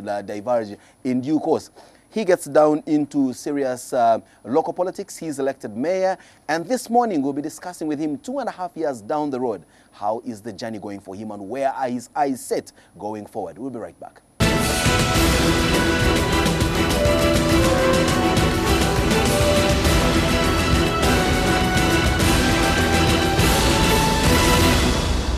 Well, there we have the big story this morning. We are looking at the state of city divisions. Yes, not to forget that a few days, or should I say, days ago, we were discussing with officials from the Kampala Capital City Authority, looking at the centralized authority and how business is happening in the greater metropolitan Kampala. But let's get down to the specifics into division politics. I would have been glad, of course, to host my division mayor of Nakawa. But of course, you know what I've been saying on this show over the last 1 month. I don't think there would be much we'll be discussing, because clearly what I see there is not much of what one would describe as competence. But let's get down to Makindye, which for the most part is regarded as, you know, the epitome of excellence with regard to division politics. Are you overrated, Dr. Clark? And I'm sure you're going to say certainly not, but let's look at it this way. Are you fairly regarded as the most successful mayor who has delivered service to people? People watching you now in Makindye, can they calmly say, that's our mayor, he's delivered on much of his promise, and I think this is the guy we should reward with the next election? Simon, it's not up to me to rate myself. Okay, I mean, definitely when you're in the political arena, other people will rate you. But the thing that I do is I do my job, and I know I'm focused on the same kind of issues that most people are focused on. And often these are small issues, as small as potholes. But I was thinking as I drove over this morning, you know, if you fix one pothole and then another pothole, then pretty soon you have a whole street fixed, and then you fix one street and then you have another one. Of course, they break out again. But when one, and certainly for the people who travel through Kampala, the state of the roads is extremely important. And things like collections of garbage and that kind of thing. So, I mean, I was quite clear why I went into it. I went into it, as you said, because I was quite frustrated with the state of the division itself. I thought this was kind of under the radar. It was this kind of job that nobody was particularly interested in. LC3 chairperson. It's not a very high position in politics. Well, I'm sure you can see how badly wrong you are. Maybe that's maybe true. But it didn't change. It didn't change the actual my work. It didn't change what I'm supposed to do. And it's not a very difficult job in many ways, but it requires focus, and it requires focus on service delivery. Talk about service delivery and, of course, these other twin evils that bedevil Kampala residents, the state of the roads and, of course, filth and garbage. Now, of course, we know that, well, the state of the roads is possibly because the people who work on the roads use inferior material, or possibly we are pounding the roads with more cars than they were initially designed for. But for the filth, it is we who, you know, drink off a plastic bottle and throw it out of the car window, or we just gather all the garbage in our houses and come in the dead of the night and just dump it by the roadside. That's a mindset issue that needs to be changed. How have you managed to change the mindset of residents of Makindye to avoid getting involved in those kind of skirmishes that make your work very difficult? Yeah, well, it is changing, I must say. I was talking to some people in Chibuli, and Chibuli, I mean, there's basically a slum there. And this guy was saying that now people think twice before they throw the plastic bottles in the drainage channels, because the drainage channels are clean. Now, we've been able to clean the main drainage channels on the main roads, and that helps your storm drains and your water to flow better, and it keeps your water from flowing all over the roads and breaking up the roads. But we still have big challenges in terms of all the small drainage channels and right in the parishes. There's still plenty of areas where I drive past and go, there's some garbage there, we need to pick that up. So our capacity still isn't 100%, but it is definitely a lot improved than it was. And KCCA are employing, I think, over 2,000 sweepers in the city and desilters. And that's very good from several points of view. One is to walk, to run, to jog, to drive along roads that are swept and clean is, you see it. You know, you're conscious. I was up in Lira and Gulu, and it was very poor, you know, the state of cleanliness. You could tell a stark difference. And talk about Kampala Capital City Authority. Of course, we know that there is a standoff between the political leadership of the authority and the technocrat angle or arm of the of the authority. How is that TIF trickling down to the operations at division level? It doesn't, I think, affect divisional operations much. Because there was already a hiatus in the law whereby the divisions were there and the Authority Council was there and the Lord Mayor and the Executive Director. There was a gap really in terms of how the divisions related to the Authority Council. There was no place on the Authority Council, and yet the Authority Council would be the one that would pass the statutes for Kampala. And so they sort of overcame that by co-opting on the mayors and the deputy mayors onto the Authority Council. But we still didn't vote. So we already had that gap. So when the whole, when everything blew up and the Authority Council hasn't really been sitting and the Lord Mayor is kind of in this limbo state, the divisional work can progress as normal. So we have our meetings, we consider budgets and so on. There was a problem with the divisional mayors because they wanted their own budgets and they agitated for that. And of course, having re-centralized the budget into one, okay, so it's all, the whole of the city is under one budget. Then the divisions became advisory in the sense that this is what we would like done, these are the roads we'd like done, this is the budget we'd like to have, and then that's consolidated. And then the divisions are also implementation, they're operational.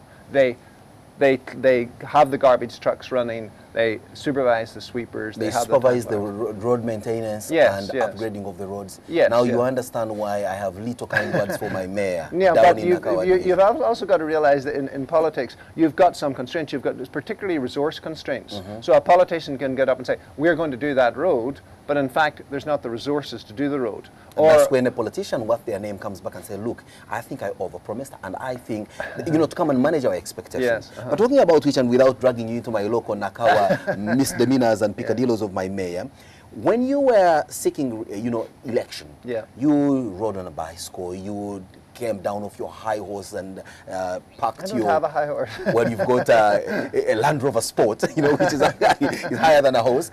You got down to, speaking to people and listen to them very carefully and, attended to their very, mundane needs. And of course, there is a tendency in this country that politicians like you are expected to meet very, very mundane issues regarding the electorate. I mean, you need to attend barrios, to fix school fees for the needy. You need to even feed those who possibly cannot feed themselves. And this in one way or another puts you away from what you actually thought you were going into leadership with. How have you managed to balance between the actual needs of your electorate and the real needs which you went into? Okay, well, I went in very clearly saying I'm here for the community. So I'm here for community programs. So if that's a person has an issue with toilets, garbage, rubbish, public health issues, education issues for the community, then that's what I'm here for. But I've made it very clear to my constituents, and many have been disappointed, I cannot meet all the individual needs. I have 460,000 constituents. You'd have to be a very rich man to be able to meet the needs of all the individuals who come. People are poor.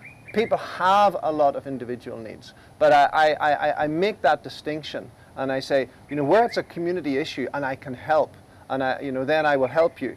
But where it's, I have a personal need, then I say, sadly and unfortunately, and I'm sorry, I can't help you with all that. And I don't think politicians... you realize that that is now the recipe for trouble for you in your political career? Yeah, fine, but that's how I am. That's how I am, and I will stay, I will be that way. I think most people, if you say, it's better to say to someone, sorry, I can't help you, than to string them along with promises that you're not going to be able to fulfill anyway. And I try to not spend. I really don't spend much time on that aspect. And yeah, I'm sure I get criticized for it. But then at the same time, I see that my job is to look. My job is to supervise, to motivate, to provide the leadership, to ensure that the work is going on in McKinley Division. There's no difference between me and the other mayors. There's no difference in resources. There's nothing different. But perhaps the small difference might be that I am engaged with what's called the technical staff, with the civil servants. One of the things that occurs to me is sometimes, because we don't have people taking ownership, who takes ownership of that work that's to be carried out? Because the civil servants are tasked often just with following processes. And if it doesn't work out, they don't have the budget, the road is not made, the potholes are not fixed, it's not their problem. Who takes ownership? So it must be the political leaders to work with the technical staff and to say, let's get this done. How can we adjust things? I at the moment, I dearly, dearly want to see community roads fixed. So many of our roads are dirt roads. They're all washed out around people. Some of my roads are impassable. My grader has been broken down for 3-4 months. But even if I grade them, there's nothing to grade. All the marram's washed away. We need to rebuild those roads, but at a low cost design, that we can get more of these community roads fixed. I'm going to keep pushing. I've only influence for that. I have no budget. But I'll push it. Dr. Clark, you will also appreciate that many of these potholes you see around littering the city, I wrote some time back but they're better all over the city. That each pothole is responsible for certain kids in school, responsible for a certain house being built in a plush neighborhood in Kampala. What do I mean? That people who are supposed to fix these potholes will obviously know that this pothole could be fixed by, say, 1,000 Uganda shillings. But they will ensure that of the 1,000 that they pick from the council, they will even exaggerate and say 1,500. No. Use 200 to create a semblance of fixation and use the balance for their own pecuniary needs. But how do you balance between the actual budget spend and the corruption that comes into that? You're a little oversimplifying it, Simon. At the present time, one of the things I like about KCCA is that they shut all the bank accounts. There was many bank accounts, people didn't know where the money was going. They centralized it into one account. The money that's collected goes to KCCA and that money gets spent. So KCCA is not the poorest organization that it used to be. I'm not saying that there isn't corruption. People do get fired, people get suspended and so on and so forth for all this, you know, human beings are human beings. But the leadership in terms of saying the money, we will collect this money and we will spend it on KCCA programs. By and large that happens, and that's quite a big sea change from what was happening before. Yeah, but you talked about taking ownership. Now who does the supervision to ensure that a road whose specifications are this is actually worked on to the specifications without any negation? I mean, I have a road at the minute. It's a Mbogo Road, the one past Greenhill. People drive on it, they say, oh, this is quite nice now because there's a layer of tarmac. I am not at all sure that the sub-base was put in properly. I know for sure that a lot of the conduits, the culverts weren't put in that road. The way the contractor did it seemed to be his own specifications in his own head, not according to the bill of quantities. So I have enough technical competence to be able to know and work with the consulting engineers and be able to understand that this guy has not delivered, and then it'll be up to the consulting engineers to give a comparison, and this is what he did, and this is what he was supposed to do, and there's the difference, okay? And so you need leadership who have that competence as well. I don't have to be an engineer, but I can just have sufficient knowledge that you must have a base that's compacted, that must pass the laboratory standards, you must have certain materials that are right, it must be the right width and specification, and so on. It's not rocket science, really. I understand, but you see the mindset of most contractors is that they have not been used to this kind of micromanagement and all that. So doesn't that put you in a collision course with some of them, or even an attempt to pass an envelope down and no envelopes. Because the general public are happy when they see a good road going in. And there's this debate, actually, you mentioned about contractors, between local contractors and international contractors, because we employ both. Some local contractors are great. You know, they've just stepped up to the mark. They none of this nonsense in terms of the engineer will sign off for a substandard work on some, and then some just never got the message. Those that haven't got the message as far as case, yes, have to move out. And then that's where you get some of the international contractors coming in. But we want to have good local contractors, and some are doing very well. I'll not mention names, but there are some very good. Well, of course, I would also bill you immediately. You step off this seat for putting across an advert. But let's look at the future of your kind of good service, not kind of, but your tremendous service to the people of Makindye. I've had, people mooting the idea of, you know what, with all this skirmish taking place at KCCA, the tiff between the political wing and the technocrats, I think we need someone that may be independent of the local politics, someone who is going to come in with a clear head for service. And I think Dr. Ian Clark would possibly be the kind of mayor that we want. But also remember that with the falling out of the Lord Mayor in that Limbo state, there was talk that one of the division mayors could then be elevated to be the mayor. And your name came very prominently in that kind of grand scheme of things. How do you receive the prospect of being the next Well, first of all, to deal with what you call the grand scheme of things and my name coming up and so on, there was no law to back that up. That was a suggestion made by the judge, I think, in the tribunal. So there's no law behind that, and I think that you must follow the law. Absolutely. So at the present time, I think they're considering how the KCC Act should be amended. And so I think someone like me must sit outside and wait and see what happens. Is there going to be a mayor at all? Who's going to run the city? At the minute, it really comes under the supervision of the Minister for the Presidency and the Lord Mayor is kind of sitting there in a kind of limbo situation. What will happen in 2016, I don't know. But I'll say some principles. First of all, we need leadership. We need leadership that gets with the issues of the people. And sometimes leaders shouldn't just follow. Look, if I was a leader that followed, then I would be trying to meet everyone's individual needs, because that would be the pressure. And you would be on the streets demonstrating like some other lord. I'm not saying that. Or you would be in limbo like some other lord. I have to do what I believe, which is for the good of my division. So we need leadership. Secondly, there can be good collaboration between the executive director and the Lord Mayor, because it's a chairman and CEO position. And I'm used to private business, you know, you have a chairman of your board, you have a CEO who's the implementer. So I don't see the conflict there. But possibly the law needs some adjustments and that kind of thing. Is it only the law that requires some bit of adjustments, or it's the quality of leaders that we elect into these positions, Dr. Clark? Well, sometimes there's a saying says you get the leaders you deserve. You know, so sometimes we, you know, in the media and so on, we criticize it really leaders. Hit me so hard, especially with my complaints about Nakawa.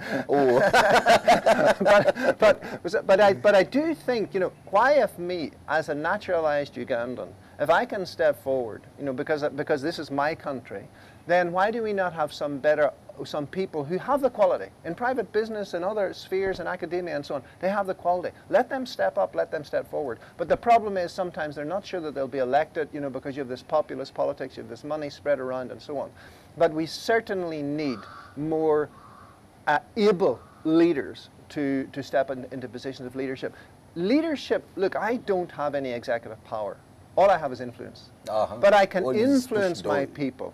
And sometimes the influence is actually getting out with my squad on the roads and making sure that they're doing their job. That's leadership. It comes down to very small things. If you fix the small things, ultimately if you fix enough small things, you'll see big things are fixed. When you start doing the little things, nobody notices. After a while they go, oh, yeah, that's better. But Dr. Clark, you see, you talk about something, the fact that, you know, you appreciate your role as having no executive power and all you have is influence. But many people in your position don't seem to understand their actual role. They get into positions and they are looking mainly at the perks that come with it, the titles that come with it, the fact that they are able to be on TV every so often, and they forget that they're actually there to do. Do you think that's a privilege to be on TV? Ask me. I've done this for 15 years. I wouldn't have asked for a better job. But anyway, again, you didn't quite answer my question. How would you receive the prospect of being, say, Lord Mayor? Because clearly the kind of leadership traits that you just shared with us this morning and a lot that you've exhibited over the years clearly puts you in a position where being mayor is certainly even underutilizing your potential. Well, first of all, I'll say this. I am independent and I will stay independent. I will not be an opposition politician, as you say, on the streets. I will not be an NRM politician. I will stay independent because then that allows me to concentrate on the issues and not the party politics of those kind of issues. So the problem with Kampala is it's so polarized. Is there room for someone in the middle who is neither one thing nor the other? Because what I've found people have said, yes, we like what you're doing, but we're going to vote this because it's an anti-government vote. Or, you know, we're NRM and it must be NRM, must be NRM. So I don't know if certainly if the city could deal with issues and could deal with what's on all sides. But it has become, there's no doubt that the city it's almost like some kind of a prize. You know, either for opposition it's like a trophy. I mean, it's some like kind of contestation. Trophy. And this is not good for the city. I mean, there's Germany and then there's Argentina, and you have to be one or two of those. There you go. But well, of course, you also have a political ambition under your belt. I mean, you are a mayor of a division, yes, but you have worked in there. But there's a sense that you're possibly a very huge fish in a small pond. Possibly you also share the same sentiment. What is you may wish to share with us what you think is the way forward politically for you. Will you, it's just 2 years to the next election. By now you should already be, carrying out procurement for who's going to print your next campaign posters. But what would be on the campaign poster? Mayor Makindye, Mayor Kampala, or Member of Parliament, Makindye East or West? Basically you're looking at, and people are weighing up their political options now and so on. I'm in the fortunate position that I don't have to be very ambitious politically.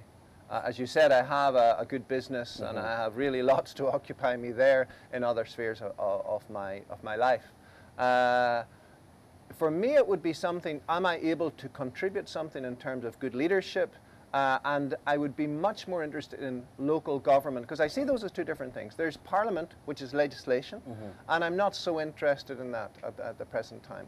And then there's local government, which is service delivery, and it's the city, and it's my city. I believe this is my city, and so I think I would have probably three main possibilities. One would be to retire. The second one would be to stay on what I'm doing, And the third one would be to stand if there was a position for the city itself. And they would all, well, the two of those would be staying in local government service delivery, and the other one would be to continue on what So Honorable Simba can breathe again. And Honorable Simba is a very active little man. Hey, at least he won't get any contestation from your side. And well, indeed, you did, you know, you've clearly made it, but not in a very straight jacket way, but finally, that is, of course, what's expected of the kind of person that you are. Now, we have final take on the whole service delivery issues.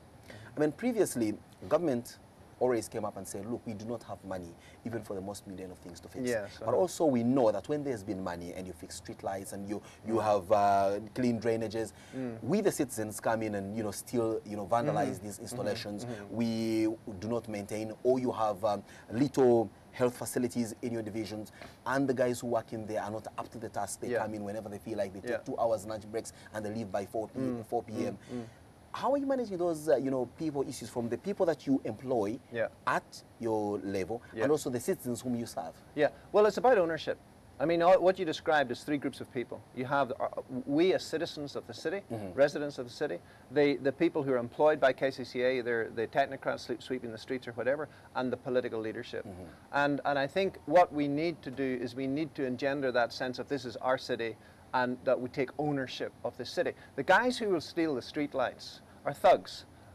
There's enough influence that can gradually come up that says people get a moral conscience and say, but this is lighting my street. I'm not going to cut this down.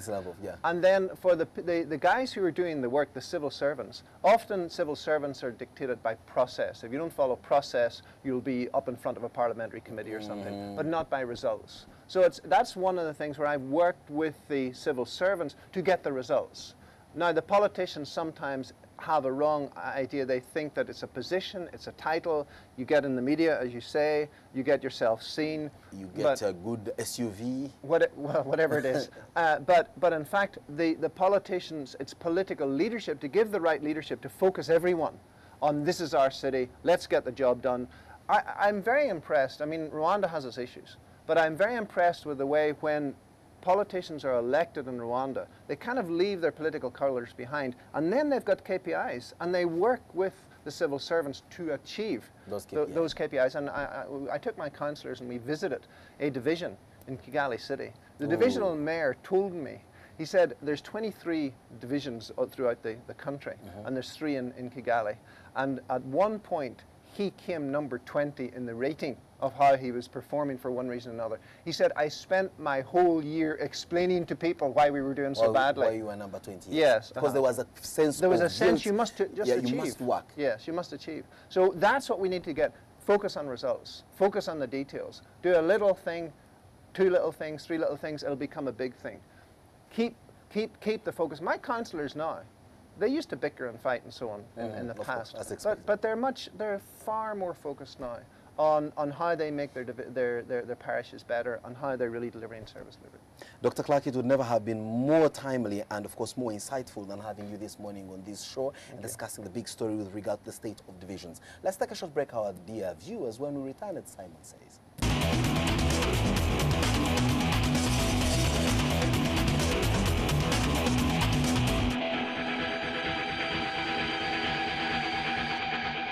Well, you've heard him, the mayor of Makinde Division, Dr. Ian Clark, and the other name, of course, is Busura, if I get it very right. Am I right?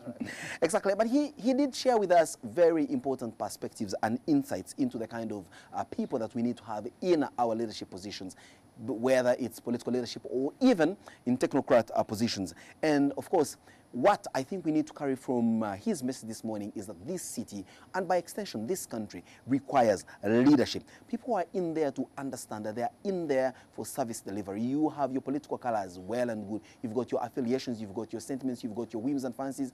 But the most important thing is that is service being delivered to the people that you are leading? Are you providing that kind of political leadership or whatever leadership it is to ensure that things move from one place to another? He says, of course, he appreciates his position, and many of us never appreciate our position to know what we are able to do and what we are unable to do. For a division mayor, for that matter, he understands that he does not have any executive power. All he has is influence to ensure that he moves things from one thing to another to ensure that he supervises work, he galvanizes communities to own what is there in their own. But very importantly, and finally what I take very intriguing also is the quality of the leaders that we have in here. When I asked him, any leader would jump on the opportunity to use this platform to possibly set their political agenda for the next 2 or 3 years. He says, well, look here, I'm not that desperate for a political position. I have a thriving business. All I did was go in there for service delivery. Now, the question is, many of the leaders that we see marooning around, coming and campaigning and asking for our votes, or even getting into Parliament and other places where leaders sit, how many of them can comfortably say that they have a lot more going for themselves away from those positions that we gave them? And that is what creates desperate leaders, and that's what creates the kind of leaders that we see who are in there as a do or die, not for service delivery, but for self-aggrandization. If you're that kind of leader, I think this is not yet your time. And if you're the kind of electorate that is going to go and vote people on populist grounds and just, vote, for the most part, comedians into leadership positions, I think you need to look seriously at the quality of your vote and honor that kind of vote to get yourself the kind of leader that will move you from point A to point B. Have a good and productive morning. And of course, like Dr. Clark says, do a small little something. If you do so many small little somethings, before you know it, the big things will have been fixed. That's our message this morning. God bless till tomorrow. See you again. You're watching Morning at NTV with Simon Kasiate, Mabel Kebirunji, and Brian Mulondo.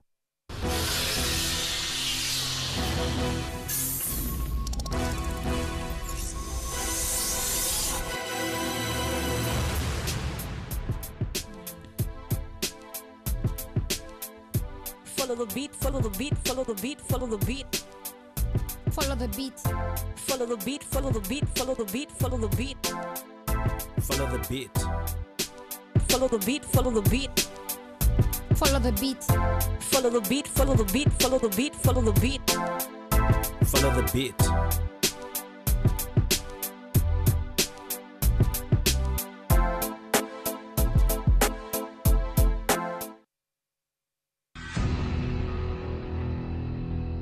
Obonyumirwa ebyemizannyo jangu nkulage. Does! And Adam Johnson, the boyhood Newcastle United man, Derek, flying in the face of all football logic. A magnificent goal by Robin van Persie. Ferdinand!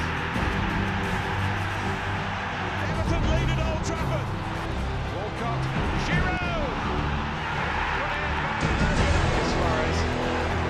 Super Suarez. Gonna backs it up and cracked it in. Checo finds the net in spectacular style. Penalty for Borussia Dortmund.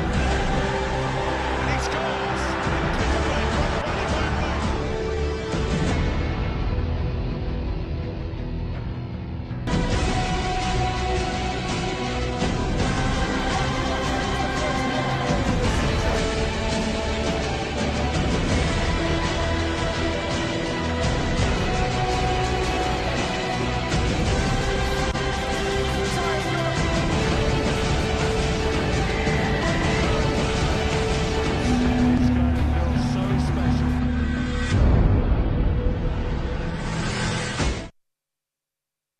Mr. Krabs, are you ready to party? I like to move it, move it. I like to move it, move it. I like to move it, move it. You like to move it, move it. Wow!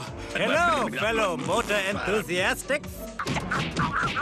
Oh, Mr. Krabs, isn't there any way for us to return all of them back to normal? Hey! How'd he do that? The Red Ranger's a bigger problem than I thought. It's time to finish this thing up! What can I do to make them love me again? What are you drawing, Kitty? Mega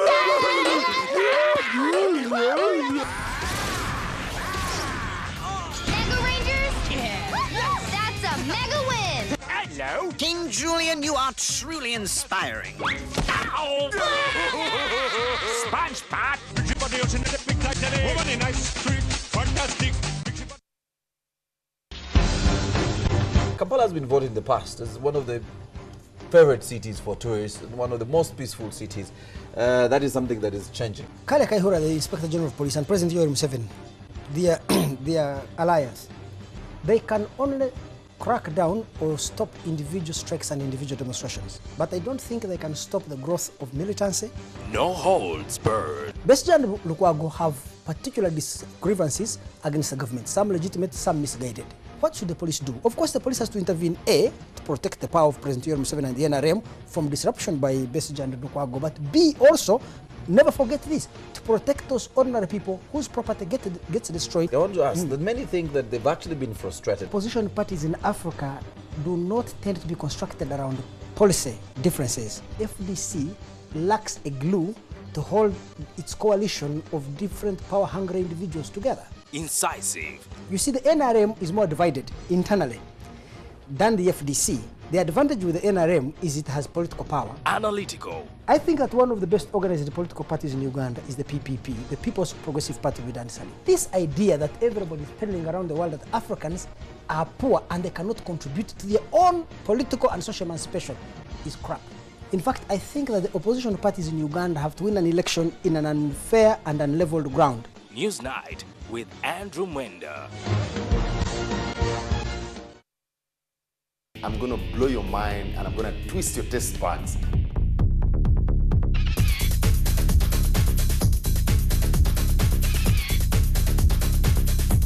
The flavors are already coming together. I can feel them.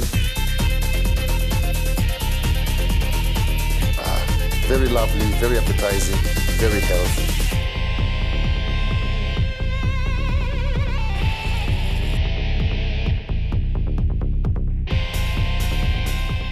Remember, the way you see it, the way you like it, is the way you get it from my kitchen to your kitchen.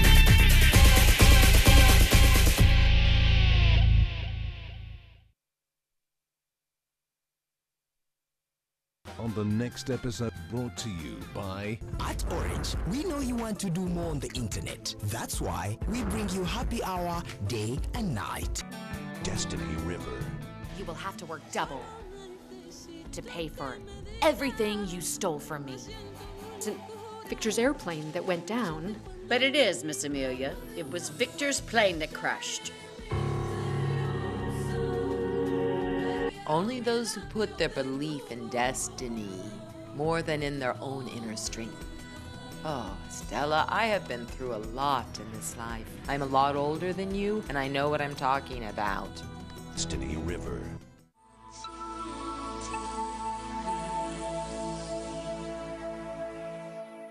You can download movies at the lowest prices and never fast from Orange. Dial *133# to buy a data bundle. Happy hour changes with Orange. Today changes with Orange. You're watching Morning at NTV with Simon Kasiate, Mabel Kebirunji, and Brian Mulondo. Thank you for joining us this 21st day of July. This is Morning at NTV. To some of your Facebook messages regarding the big story where Simon hosted Dr. Ian Clark. We have Pasco saying, Ian, we must admit this. You are a godsend to our division. All contractors now work aware that there's accountability. How I wish all mayors could emulate you. We have Opio Edward saying, good stuff. You're very pragmatic. Luganda Thomas saying, thank you, Mr. Clark, for the good work. Any plans for 2016? We want you to be the Lord Mayor. And Daniel here says, very true. If all leaders were like him, actions indeed speak louder than words. More comments here saying, Edward saying, as one of his former constituents, I did feel the impact of your leadership, and now I do, only remotely. Nkugwa Godfrey says, they have tried to clean up the city. It was a mess before. Thanks. Hashtag KCCA. He says he has 2,000 sweepers in the Makindye division. Micho Kamanzi says that's what Uganda as a developing country is supposed to look like. A clean city. Thanks, Ian. We are behind you. Jelaine says sweeping is fun, but how about the rest who go chasing vendors on streets in the evening? At least the vendors should be left, or else they will end up stealing. Now, he did mention earlier that, you know, he has over 400,000 constituents, and it would take a lot of money if he was to meet everyone's needs. Rich Kabonge says it doesn't need a politician to be in a party to perform for his people. The likes of Ian, according to Johnson Kansime, are very rare in Kampala, more especially among the politicians. Karugaba Amos saying different from that. And big up to him.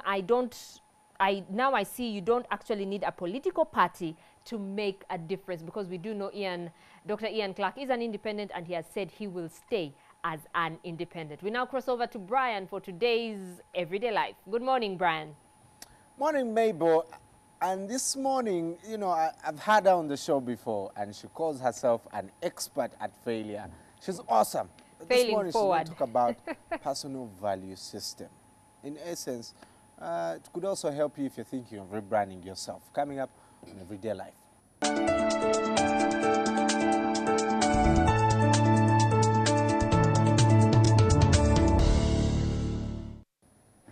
Mariam Igana Nsamba, good to see you. Good to see you, Brian. At Nanza the brand on Twitter. Good morning. Good morning. The last time you were here, we talked about rebranding and how someone can... Failing forward. Failing forward, and how someone can bounce back. Yes. You know, from failure. And you talked about some of the different things you had done. You're a lawyer, you're a business person. What else? Brian, you're a marketeer. I went to medical school, I went to law school, but I want to correct, good morning viewers, I want to correct the impression, because when I left the show, I got all manner of questions and attacks. Okay. One, I went to medical school and law school, but I'm neither a lawyer nor a doctor. I was talking about failure, so I was giving examples of where I failed. Yeah. And two, I said I went to law school to know what the lawyers know. And I think it rubbed some lawyers the wrong way. I apologize for that. Really? Yes, I really have high regard for lawyers, and I admire them. So I wanted to make those two corrections on this very show once again. But that was a challenge, to know what they know. Yes. So you can't just be sued. Yes. So can I hire you? No, you can't. You don't practice? No, I went to LDC. I didn't do the whole law thing, and even medical school. I failed at medical school, so okay. That is why I was talking about failure, and now you can bounce back and reinvent yourself to be anything from anywhere. Right. Yes. Wow. Okay, so council, whoever is watching right now, I know Nicolas Opio watches this show, apologies. Yes. All right. Now let's look at personal value systems. By definition, what is that? Like I told you, I usually don't like the academic definition of things, but I can get you one. But before we go to a personal value system academic definition, I would like to paint the picture for somebody out there who is not very academic, very book-centered. A personal value system is basically getting to know who you are, who you want to be, and getting comfortable in yourself, in your skin, based on the things you believe in that are important to you. Usually as human beings, we live within 4 quadrants. Who we think we are, who we want to be, who we really are, and what we want people to think we are there. Like you have 5 quadrants. Yes, the image you want to project, the one people think you are because of what you project, who you really are, and that person that you really want to be. Like you say, I want to be this and this. So the personal value system speaks to that person at the core of you. Right. I think we can call it a personal truth, that which you are when nobody is seeing or watching or listening. That is a personal value system. Wow. In my lay understanding. Someone might ask you, why is it important? Because, you know, at the end of the day, it's what people see that I need to work on. Wrong. People may see what you want them to see, and you may think they are seeing what you want to project, but at the end of the day, the real you comes out. And then when you live for show, per se, you live a very unfulfilled life. There's something they say, I don't know if it was a Chinese proverb or it has been adopted from the Chinese, that man has conquered seas, mountains, lakes, has done great exploits. But the greatest conqueror of them all is one who has conquered themselves. Knowing yourself is the greatest achievement you can have It's called self-mastery. There's such a thing as self-mastery. And it brings fulfillment, it brings contentment, it allows you to see your strengths, your weaknesses from a vantage point of uniqueness, not weakness per se. Yeah. And then you approach life with a better attitude, and you affect first yourself and those around you. How do you even get to that place where you understand yourself? A personal value system is usually with us. We have it. It is just honed by our upbringing, by our family values, our spiritual values, our friends, but it's usually at our very center. You don't buy it off shelf, and it's easy adaptable, but the real one that I'm talking about, the authentic one, comes from what you believe in as a person, your true values as a person that you subscribe to, that when you're not under anyone's watch, the things that you'll swear by. And that is usually the real you.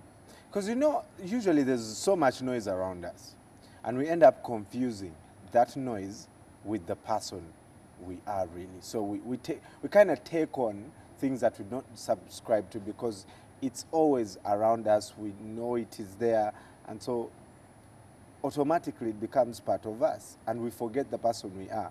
We don't even take time to understand the person we are. That's very true, but it comes down to one thing, I think. I'm not a psychologist, but I think psychologists have a term I've come across in many books I've read and studies I've done, having a healthy concept of self. Having a healthy concept of yourself. Why would you take on someone's point of view if you are grounded in your very own? From any decision you make, I think we are unique. So a healthy concept of self is the baseline, is the starting point for you to have a personal value system that if Brian says A and you believe B, and it's not about being heady or rigid, but first of all, trusting the things you believe and managing what you portray out there. If you have a healthy concept of self, there's no way you can be swayed by personal opinions, peer pressure, which are usually the causes of us paying attention to the noise around us. Because I was going to ask you, what makes us shift from that values? Because some people, it's like they live two lives. Sharp contrasts between the person they are and the person they project out there. I think it comes from an unhealthy concept of self. It starts from deep within you.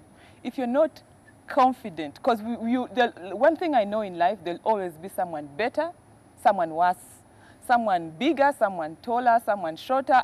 We live in those extremes. Yes. So it comes from a deep-rooted sense of, I hate to use the word insecurity, but I'll say the one I know that I have been a victim of, comparison, a comparison mindset. All you do is compare, but it's good to compare and not be bogged down by what you find. Don't look too high and say I'm too low, or look too low and think I'm too high. It's good to have a balance. So it comes from a deep-seated sense of comparison, a mindset of comparison. And the cure for that, in my opinion, would be conditioned gratitude. Conditioned gratitude means, yes, this is not what it is. This is not what it may be. It is deliberate to be grateful and thankful for the things that you have. They could be talents, they could be gifts, they could be genes, they could be material, they could be intangibles like love, hugs, happiness, or many things that we take for granted. So conditioned, you deliberately set out to be grateful first and foremost. That now affects your concept of self, how you see yourself vis-a-vis the noise, as you called it. Then you will have you'll start to formulate. It's just a basis of formulating a good personal value system. Are there things I must do? You know, you talked about conditioned gratitude, and that's awesome. Any other things that I must do to actually come to understand the person that I am? Because I know, you know, many times, and for us, there's a very sharp contrast where sometimes you're conditioned to play the devil's advocate because you need to get the discussion going. And at the bottom, you're thinking to yourself, oh crap, what am I saying? What am I saying? I will say what has worked for me. I would like to give textbook answers, but I will say what has genuinely worked for me. What has worked for me is to count my blessings. And it's very, very hard to count your blessings when you're always on the go, whether physically or in your mind. You're here, your mind is there. So there is something called loneliness and alone time. Loneliness is imposed on you by circumstances. You're heartbroken or you go through a loss, and you just find yourself alone, sometimes alone in a crowd, sometimes alone with your thoughts. But loneliness, aloneness without the A, is something we choose. You set off a time to connect with yourself. And I believe if you have a routine every day of setting time apart to connect with yourself, that is the time you spend to count your blessings. When you start counting your blessings, when you get the reality of what your life is, if you think it is very bad, you realize it is not that bad. If you think it is very good, you realize it can be better. I like to use the analogy of a whiteboard. If I get a whiteboard and put a small dot with a marker, and we're in a room of, say, 10, 15 people, and I ask, what do you see? I see the black dot. You see? It's clear. It's still a whiteboard. The black dot does not make it. It's a whiteboard with a black You see, dot. those are 3 answers in 3 seconds. So it comes down to the glasses with which you're seeing life. And I think when you spend time alone, deliberately, not forced upon you or imposed upon you, You have to schedule it. Yes, long time. Deliberate time to spend time to know yourself better, you listen to yourself, and these things come. They come out, and then you incorporate them in your routine. It will be amazed how fulfilled and energetic and enthusiastic about life you'll be, no matter what has changed in your physical circumstances. That has worked for me, and I encourage many people out there to try it. Try and do it. Maria Migana Samba this morning with us talking about personal value systems, and you'll help me understand. Puissance. You work at Puissance. What's that? Puissance. It sounds French. Puissance is English French. Puissance is a word that means ability to overcome. Actually, when you find out about puissance, most of what symbolizes puissance is a horse on its 2 legs, like it's jumping to overcome. Right. So puissance was founded out of a desire to help people overcome every aspect of their life. We are not experts per se, but we are people who have seen it, who have been through the school of hard knocks. Yeah. And we believe we are not alone. So we put and hone together our skills, but not so much skills, personal experiences, and we want to help individuals, teams, organizations in the best way we can. Right. Through counseling, coaching, teaching, mentorship, training, and offering any kind of advisory that can be given. Well, I don't know if personal value systems will tie into even, what people's convictions are. For example, a case of a lady that was fired from her job because of a tattoo. And that's something that they think it's awesome, it's cool. The guys who wear heavy makeup, that's them. They think they find peace in that. Does that also tie into, for example, our jobs? If you think you want a tattoo, say, there are people who have teardrops or animals on their faces, then you definitely know that that's something I'm not even going to try and pursue. That's a job that's not good for me. Let me just relax and go where I'm supposed to be. Well, Brian, that's twofold. Or you try and balance it. If you're a banker and you want a teardrop down, here. Well, that's a very, very delicate subject. But I'll address it on two fronts. One from the employer's side and the employee's side. Employees, my advice to the young people, you've just come out of campus, you don't have a definite career plan. It's important to stay within the confines of conventional acceptable appearances for your own sake. It's important that you are not misjudged by your appearance before people really get to know what you can bring to the table in terms of competencies, skill. But when you have reached a certain level of actualization where you don't have to prove yourself, I am not saying you should go let loose and start wearing 10 earrings or what, but it is easier to be accepted in the workplace after you have proved yourself when you bring something to the table. Yes. So my advice to the young people out there, don't just go in for trends. They can cost you a lot, or they'll cost you twice the work, however good you might be. But I am open-minded. That is where the employer comes in. I don't think an employer who is grounded in their personal value system will make a big deal of a tattoo, an anklet. Okay, there are extremes, church, mosque, those organizations. Yes. And even before you go for those jobs, maybe the things are set outright in the company policy, but I'm referring to the everyday employer who wants results, who wants skills, who wants a team.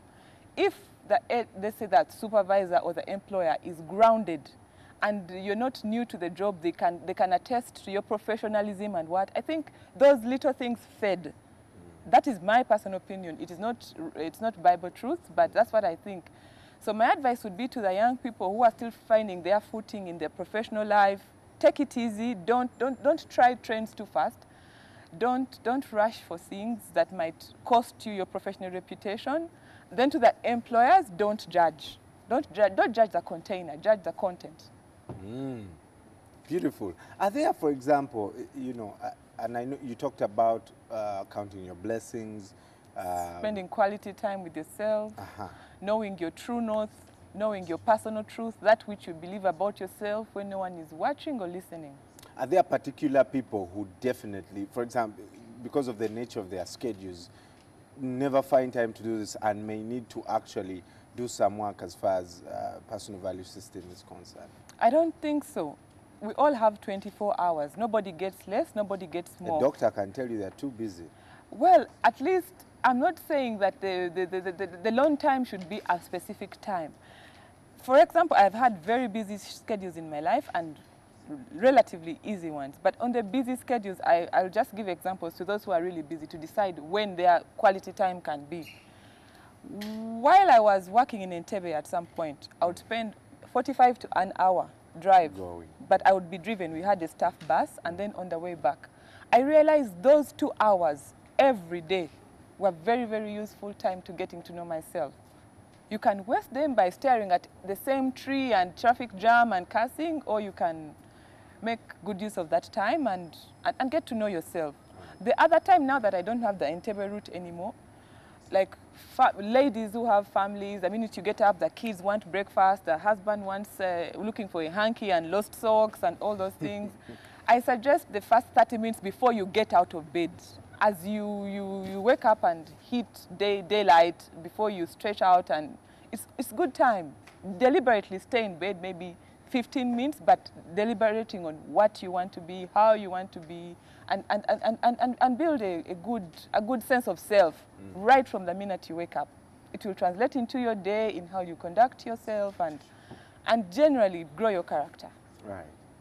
Mariam, always a pleasure to have you here. Pleasure is mine as well. You can get in touch with Mariam and you know, talk more about rediscovering yourself at Puissance. That is puissancegroup.com, www.puissancegroup.com, and the address would be mariam@puissancegroup.com. All right, and get some of those questions answered. Humphrey Asimwe is also at Puissance. Man, that's a fantastic name. I should rebrand myself. Next time we'll come back and talk about rebranding, maybe companies to have cool names. Some people have very, very bad names and they don't exactly sell what they trade in. You can check her out. Also, we'll definitely give her an opportunity to get into our Facebook page and Twitter and answer some of the questions. Those on Twitter, you can get in touch with her at Nanza the brand. That is at Nanza the brand, and continue that discussion there. Well, Isma, definitely something on rebranding. Liverpool rebranding themselves for the worst, really. Losing Suarez and not bringing anything that is close to Suarez. I've warned you several times, Brand, there is no player like Suarez in the market. Even if Liverpool sold everyone, they wouldn't find a Suarez. He's the best striker in the world, but they have to go and do some business. We've already signed 5 of them, and I'll be telling you about Dejan Lovren, who should be the next one in line. But luckily for them, they might also have Steven Gerrard only play for Liverpool because he's opted to retire from the England national team. That would be a very good prospect for them. But then I should also tell you that Arsenal and Arsene Wenger say they won't sign a striker. I fear for them. I also talk about Winnie Nanyondo, Duncan Mubiru, when we get to the sport, Brian. Oh, my Arsenal. I'm like in a long-suffering marriage with Arsenal, and no one will give me the divorce papers. Stay with us. We'll be back.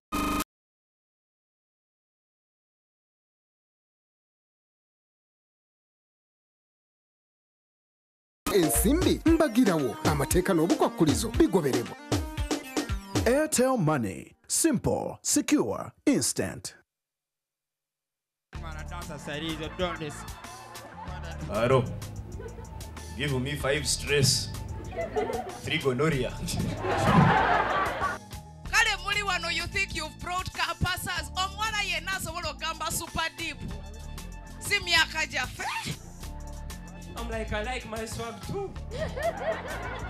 So what about it? Then she was like, I also like your accent. That village accent. Now. Okay, why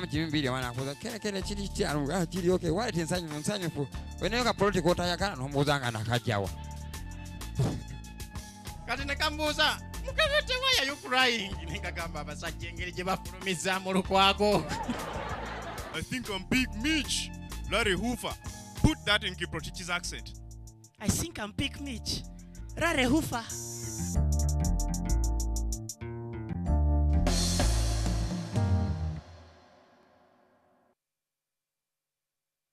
You can bring everybody in Parliament as long as they can wake up and vote for the NRM. As long as the voters exercise their rights to elect their leaders, there was no need for term limits in Uganda. I know him. I know how he operates. I know how he thinks. There are ways you can go around these obstacles. Why should I conduct myself as if I am Muyai? It's absolutely true. I admired President Museveni. Is the ICC a fascistic court targeting African leaders? You cannot tell me that the whole trouble Kenya had revolved about only the 2 individuals. The money is not in the budget of this financial year. You can't beat God. You see, God is polygamous also. Look at Jeremiah chapter 31. The security of this country will largely depend on the contribution that the people make.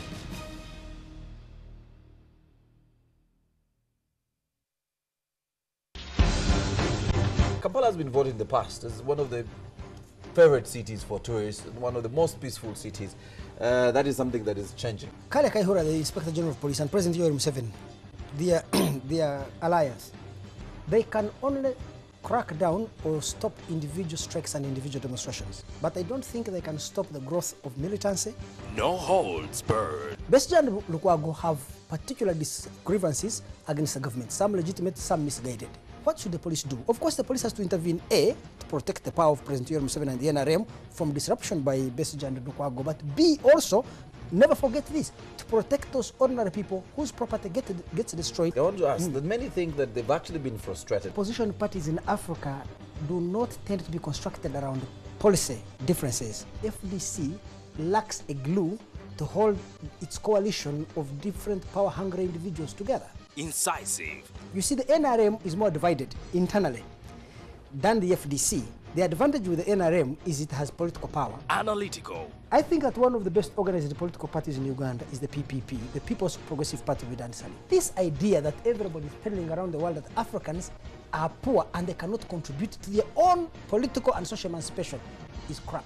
In fact, I think that the opposition parties in Uganda have to win an election in an unfair and unleveled ground. Newsnight with Andrew Mwenda. On the next episode, brought to you by... At Orange, we know you want to do more on the internet. That's why we bring you happy hour day and night. La Patrona. With what proof? Don't you realize you've absolutely nothing?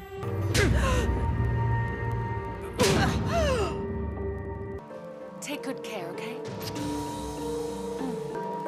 From whom do you have to take care? We went into the room where the explosion occurred. It's an emergency! I need backup! Objection. What do you mean a new witness? It's the former chief of police, Ramiro Chacon.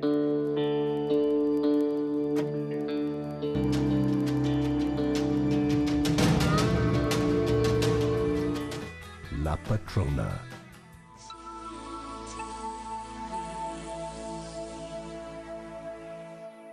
You can download movies at the lowest prices and never fast from Orange. Dial *133# to buy a data bundle. Happy hour changes with Orange. Today changes with Orange.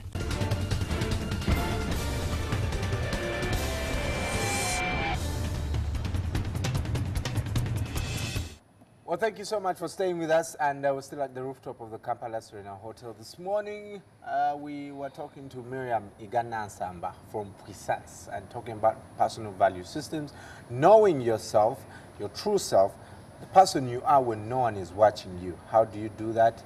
And it was really a very great discussion. Dr. Ian Clark in the first hour on The Big Story, looking at politics in the city. And some of you saying that this is the true meaning of leadership. Maybe asking the question, why is it that us Africans are too corrupt? Even in sport, we just kill it. But I know white people also are, are very corrupt. I don't actually think so. I don't believe that. It's just been this thing that has been sold that to be African, you have to be corrupt. I don't buy it. Probably the other skin colors are just as corrupt or even worse. Probably. But they get the job done. Mexicans are very corrupt. They get the job. Are you going to find potholes in Mexico City? Yes, they are. I bet they are. I've seen even potholes in New York. Yeah. Maybe. Okay, yes, downtown Manhattan or whatever. But if you go to Fifth Avenue or something. Brooklyn, there are too many potholes. Which parts in New York do you people go to? Okay. Come watch out. Come watch out from New York. All right, so please get on our Facebook page and Twitter and let us know what you think about this. And also tell us how we can make this show better. Speaking of better, I watched her on TV. She was too elated. She was Kagamba. We also need to teach our athletes how to speak to the media when they win. That's the lesson I got from this. But Winnie Nanyondo setting a new record in Monaco. What does this mean? The fact that the Commonwealth Games are just hours away. And Winnie Nanyondo, that record actually, it's 1 minute 58 and 63. That's for the 800 meters for Uganda. And I think she's a genuine medal prospect because she's run herself into some kind of a medal bracket. Ever since I haven't watched her for a very long time, but for the first time I saw her was during that World University Cross Country Champion where she won a gold. And then thereafter, she's been doing a lot of stuff in Europe. I saw her run in Finland and run in Netherlands. And in both those races, she did very, very well. And actually, at the time, the story was about her beating Caster Semenya, because Semenya was the deal from the 2009 World Athletics Championship when she won that gold for South Africa. But now, for me, the biggest impression I have of Nanyondo is that I see genuine improvement, one, in the times, and then in the quality of races she's winning. Because in Monaco, she was beating up on some of the better athletes, especially Janet Jepkosgei. My first interaction with 800-meter racing was this girl, Janet Jepkosgei. She's everything to Kenyan 800-meter running. And then Eunice Sam, who just finished ahead of her. So I think when we get to talk Glasgow, I'm one of those who are starting to believe that if there is a medal, may not be gold, but I expect Nanyondo to finish in the medal brackets because awesome. I think she goes in with all that confidence, having done well all over the circuit in Europe. That's awesome.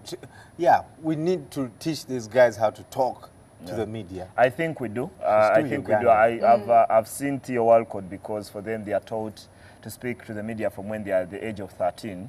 Nanyondo does not have that luxury, and you could see she's almost shaken by just all the microphones around her.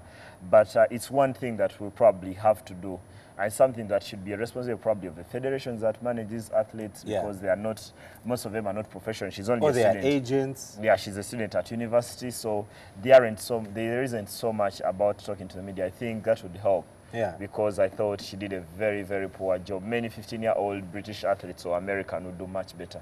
A lot better. A lot better than she actually did. But we're very proud of you, Winnie. That was awesome. That was fantastic.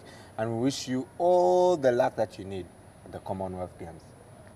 Okay, Duncan Chikankane Mubiru came third in the Rwanda Mountain Gorilla Rally. Do you think that is good preparation for the Pearl of Africa Rally?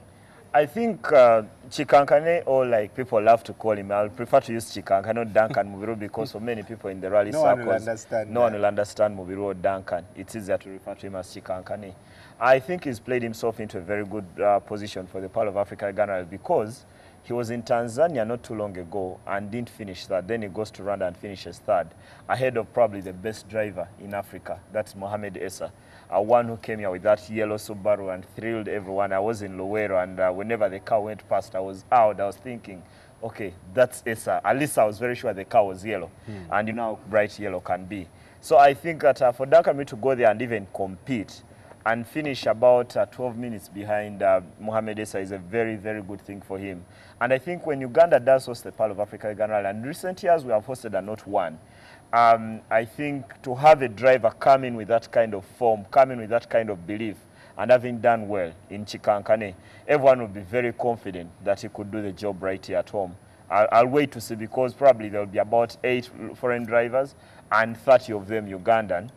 Then normally the numbers don't count, because the better drivers like Essa, like Jamie White will come here and win. Probably Chikankane, by winning in Rwanda, is sending a signal to all of us that watch out. When we get home, I'll be the man to beat. Right. A weekend full of, victories for Uganda, winning Nanyondo, Chikankane doing an awesome job, except the Rugby Cranes. But Uganda Cranes, beating Mauritania 2-0. What do we have to do? What does Mitchell need to do, apart from blaming people who sold tapes to Mauritania? What does he need to do? Probably that's one of his tactics, but I'd love to tell him it's a wrong tactic. It won't work. I think, first of all, he's going to have the chance to have Khalid Aucho return to the side from his suspension in that middle, because I thought it was a bit lightweight with Geoffrey Babachizito and then Farouk Mia, who is only 18 and is only coming to the team. So probably that will help the team a whole lot of good there when they travel to Mauritania, a country they don't know too much about. But for me, there is one thing that he's got to do. They don't have to concede early, because if you concede within the first half, then Mauritania have another 45 minutes to score a second, which would mean extra time. And normally when a team is playing at home, the moment they get a second, then a third isn't too far away. Yeah. So when I look at whatever Mitchell has got to do for that game in Mauritania, he's got to go there and make sure they don't let in an early goal. The moment they do that, and that will only depend on how many players he packs in that midfield. For example, while playing here, he could have Chizito Luwaga and Moses Oleya start in the game, and then have Brian Omonya and Geoffrey Massa. If it goes in the same way, Uganda will lose. I can almost promise him that, because he cannot play with an attack-minded side away from home. Not many teams in Africa do that. Only Ivory Coast and Ghana are the ones I know that go out even on away fixtures and do the same thing. So probably they need another body in midfield. That will be very helpful. Probably they need Dennis Guma to be more solid at the back. And then they need a bit of luck, because Uganda has not had much luck away from home over the years. But 2-0 is a result that I would take into any fixture away from home. Yeah. Uganda Cranes have it. Why not finish the job? Yeah, I think we did well there. Well, moving on to the Rugby Cranes, Isma had predicted that, he thought they would actually lose, and they went ahead and lost. So what next for the Rugby Cranes? I think rugby as a sport... Is their coach changing? Peter Magona, yeah. I don't think soon. He doesn't give away too much and won't be speaking to so many media people yet. But I know Peter, at some point we'll talk, me and we will talk. But I've got to say that the national team is only an emblem of whatever has happened beneath, because we look at football, we look at rugby or any other sport basing on the national team. But lucky for the rugby union and the teams, they still have a lot of sponsorship from so many companies. I know, for example, Heathens have just signed a new sponsor in Uganda Health Marketing Group. And beneath is everything doesn't seem to be so wrong. So I want to believe that what the union has got to do at this point in time, I don't think these players are too bad. They need to go back to South Africa Rugby Union and ask for that technical help, because that's the biggest problem that they've had. In the years when Uganda was at the top, in 2007, we won the Africa Cup. It's because we got a lot of technical help from outside in terms of sending coaches here, in terms of training our coaches. Now, that's the thing that we're not doing in recent years. Now, the moment they get to do that, probably the national team will do much better, because the results have not been coming. I was actually, yesterday when I was talking to Brani, I said Uganda had only won once in the last 7. I actually went and looked up the stats further. Uganda has only won 3 games in the last 3 years. That's a total of 10 games. And that can be a good sign for any team. So probably the union know where the problem is. The thing is that they've got to feel it in their hearts to know that where did we get it right before? Yeah. Now, what they got right before was having technical help from South Africa. Now, that's what they need at this point in time. South Africa. Yeah. Well, Nico Rosberg won in Germany. Yeah. But for Hamilton, what does this mean for him? Is he losing the grip? What will he do to win in Hungary? He said he's got to go and win in Hungary. But at this point in time, probably Hamilton winning is not enough. because Rosberg has been the most consistent driver this season. Yeah. He's only failed to finish in only one race, and in all the others, he's been either first or second. So that tells you the picture of where Hamilton is in terms of fighting for that Formula One championship. But I want to believe that while Hamilton is a better driver, if he doesn't win in Hungary, probably finishes outside the points, or gets or retires or crashes, and that's not something I wish on him. I don't wish any sportsman not to finish their job. Is that Rosberg will feel like a world champion with They have the same team. They are on the same team, so but the different. Your gain is my gain. Yeah, the problems are totally different, I think, at this level, because the championship goes to the driver. History could write that Mercedes won the Constructors' Championship, but eventually was driving the car. Was driving the car. That's it. And you know, I've always reminded you that history is written by the victors of war. Now, whoever the victor is in this war between Hamilton and Rosberg will write the history for years to come and remind himself as a Formula One champion of 2014. And I have to think that Hamilton has got to win in Hungary. And every time I've felt he's got to win, he's gone on and won. And I feel that way probably 4 or 5 days before they go to Hungary. And I think he'll go and deliver the goods in Hungary. But that must be good competition for Mercedes, given what, you know, it's good for their team. Yeah. That you can always bank on Rosberg or Hamilton. And actually, it's always been a problem because Formula One has the culture of having a number 1 and number 2 driver, especially in the era of Michael Schumacher. And actually, the Mercedes team principal, Nick Lauda, has always hinted that they would let the 2 drivers race because they want to give them an equal chance of winning the championship.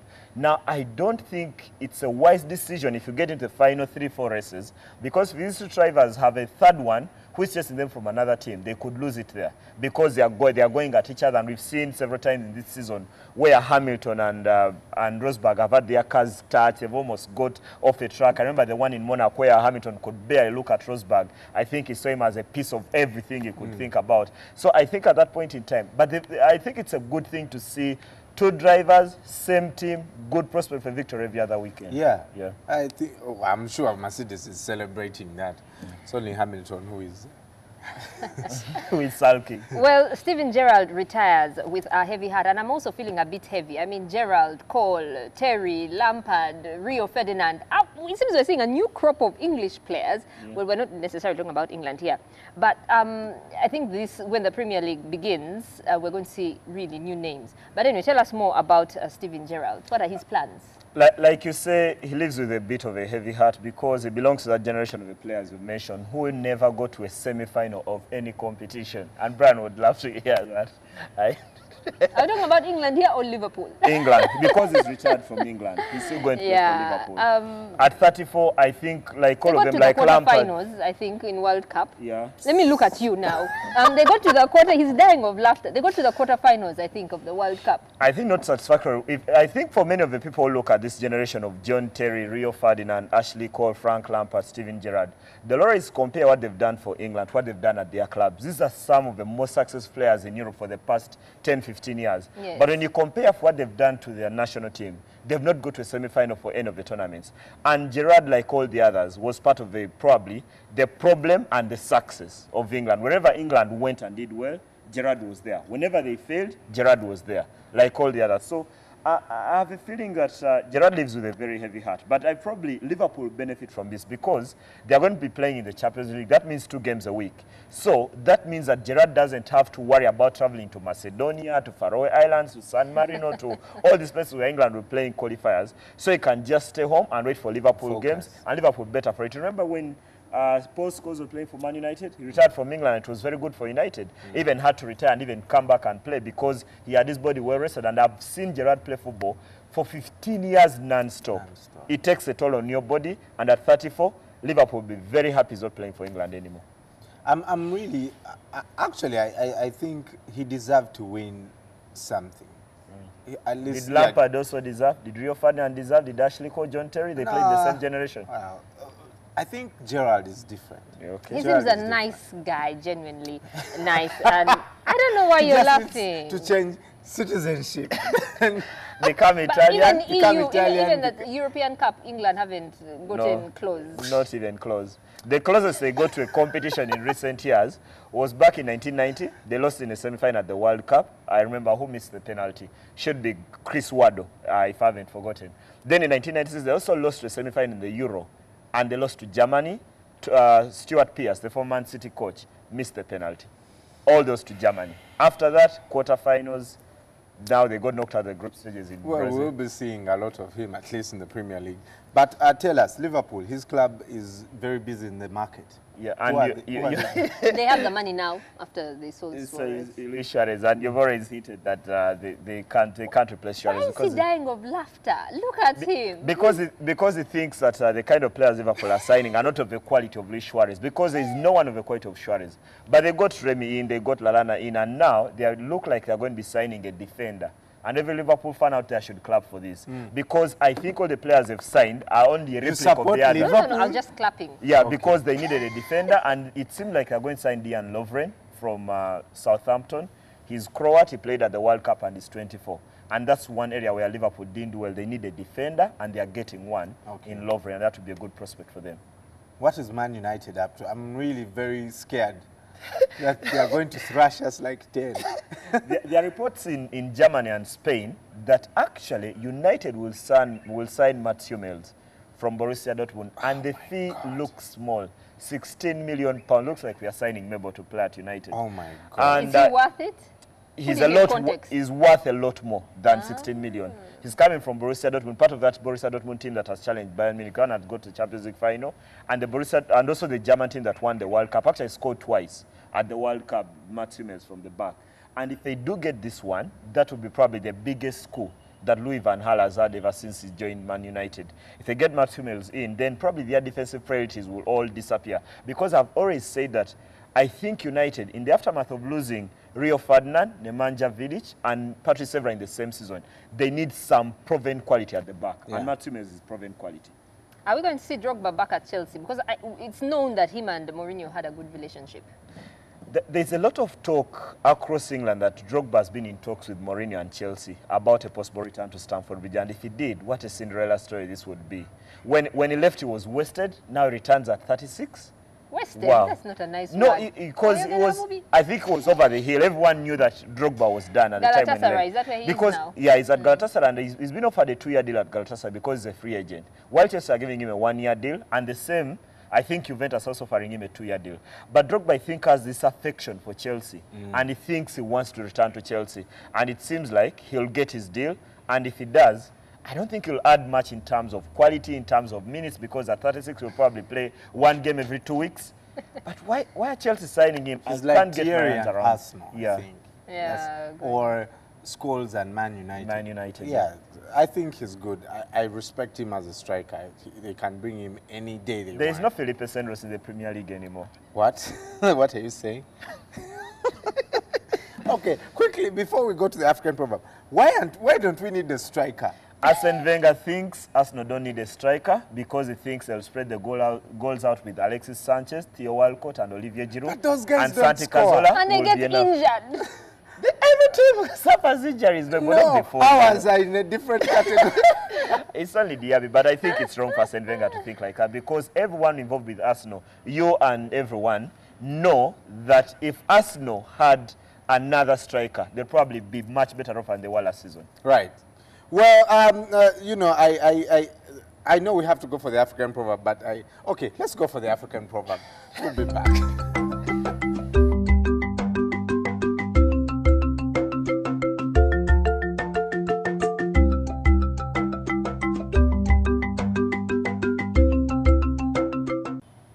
Okay, I want to, I don't know. My head is all over the place. But the African proverb is, a home without a mother is a desert. Maybe you're the mother here. I can only be a responsible father or a man. They are two different things. I think a mother does add a touch to a home, but not to take away from the great fathers who have been single fathers when the wives are not there. But yes, there is a difference when a woman's in the home. Awesome. I love it when Mabel says, don't take it away from the great fathers. Yeah, there are wonderful single fathers out there, I'm sure, who are widowed or something. Yeah, something I don't like is that single thing. Yeah. Single father, single mother. What's happened to the family? We need the families back. All the families come back. Oh, yes. Yeah.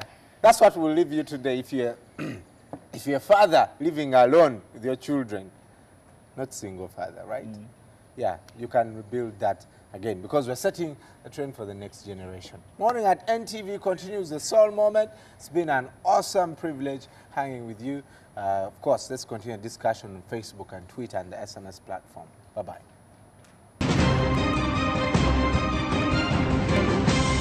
You're watching Morning at NTV with Simon Kasiate, Mabel Kebirunji, and Brian Mulondo.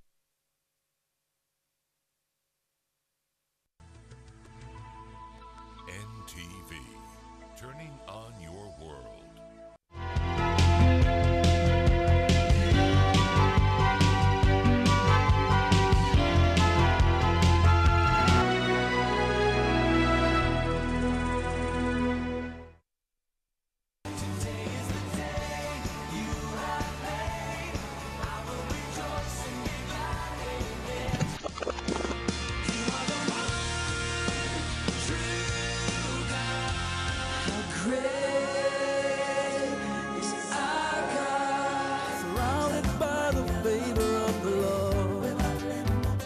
Ladies and gentlemen, Jesus came to set you free and to be free indeed. In life, you don't wait. Yeah. There are certain times where you wait for certain decisions, but when it comes to taking action and choices, you have to move. Jesus Christ found me, and he actually asked me a question, whether I wanted to live or to die. Every day of my life was struggling. It's just that God has given me this kind of hope. GXP every Sunday only on NTV, your official inspiration station.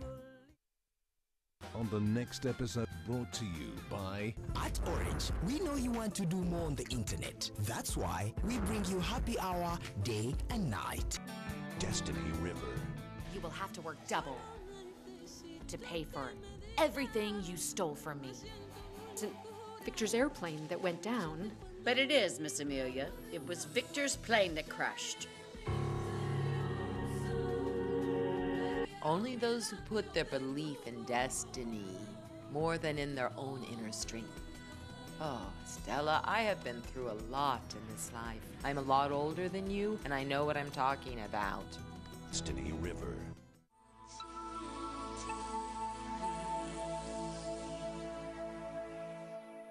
You can download movies at the lowest prices and never fast from Orange. Dial *133# to buy a data bundle. Happy hour changes with Orange. Today changes with Orange.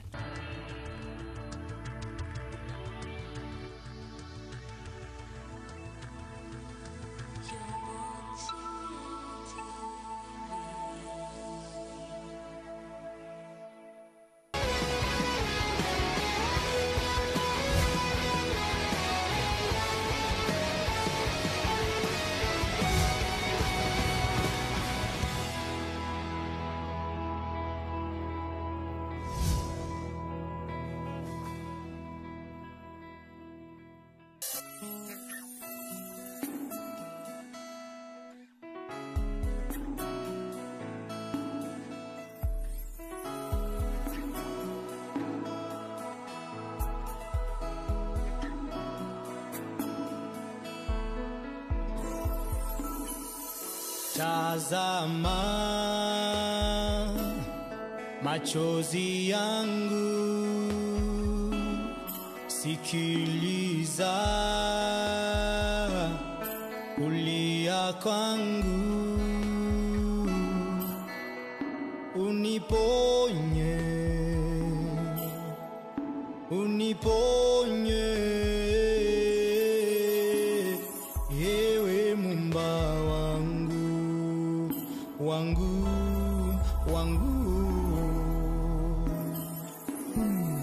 Tazama machozi yangu, sikiliza kilio changu, uniponye, uniponye, ewe Muumba wangu,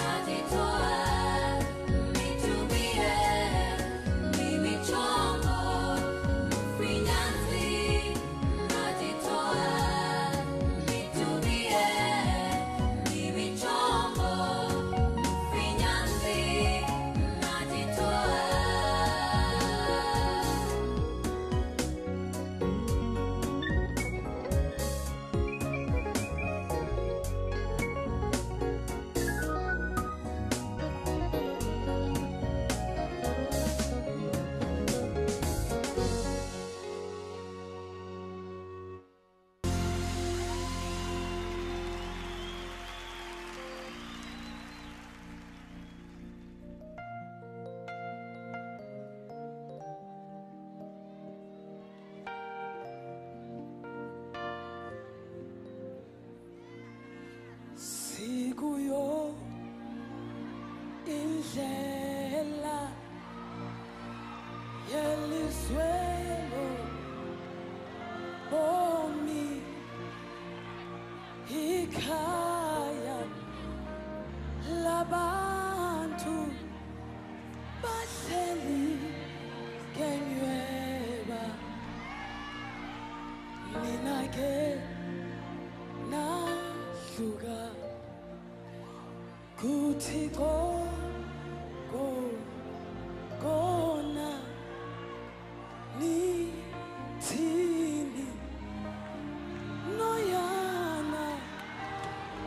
noyana phezulu nakana kemboni hayi asikulahlile simile umzuzwana Jesus simele kwawena hey nakana kemboni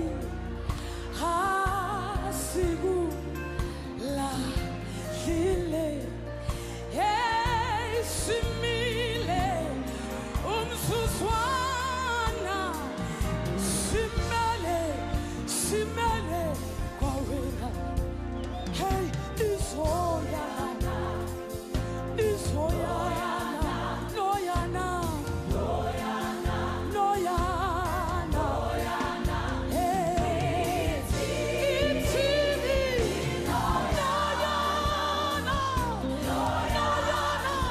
noyana tiyabuza nizoyana hey ekhaya zulini kunasithambiso hey noyana abaya ithini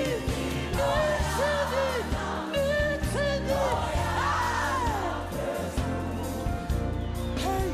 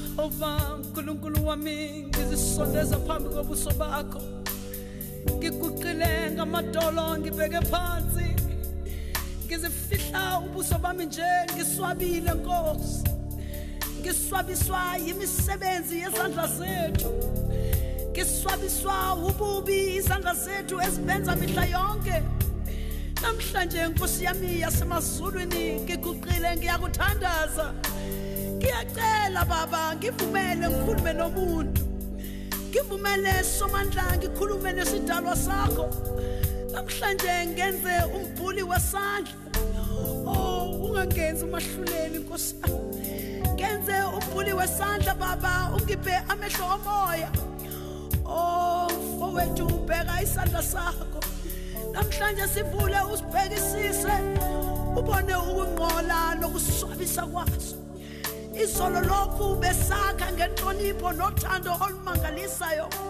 lapho sibambe khona sibamba kuqine siduduza futhi sijabulisa ukufudumala kwaso kulalisa ngisho nosana oncane namhlanje abasali bethu balele emathuneni ngenxa yezandla zethu amakhaya ezihlobo nabangani avalwe ngamahlathi ngenxa yezandla zethu isandla sala umuntu asithandaza aguqa ngamadolo asincenga athi yo ungangibulali kodwa sona isandla soqhubeka sihlabe kuchitheke igazi sala ngisho ingane encane imemeza ngezwane encane ithi uyangilimaza kodwa sona soqhubeka sihlabe kuchitheke igazi isandla siyakubhambatha sikufudumeze uzwe imizwa yomzimba igijima sibuye sikwenzele ukudla sifake ushevu ufe uphele wonke umndeni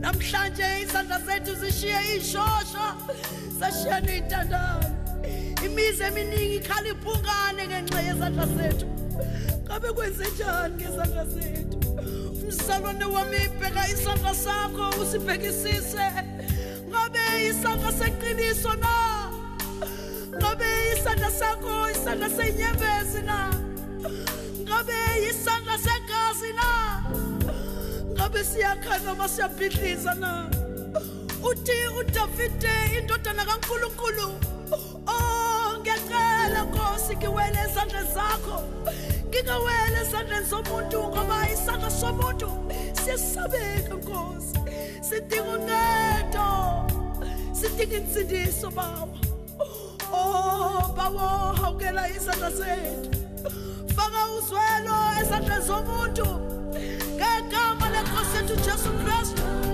faka uthando ezandleni zomuntu faka inhlonipho ezandleni zomuntu Nkosi yami asikuthume baba siyakucela Nkosi nceda izandla zethu ngegama leNkosi yethu Jesu Kristu baba siyakuthandaza sithethe baba amen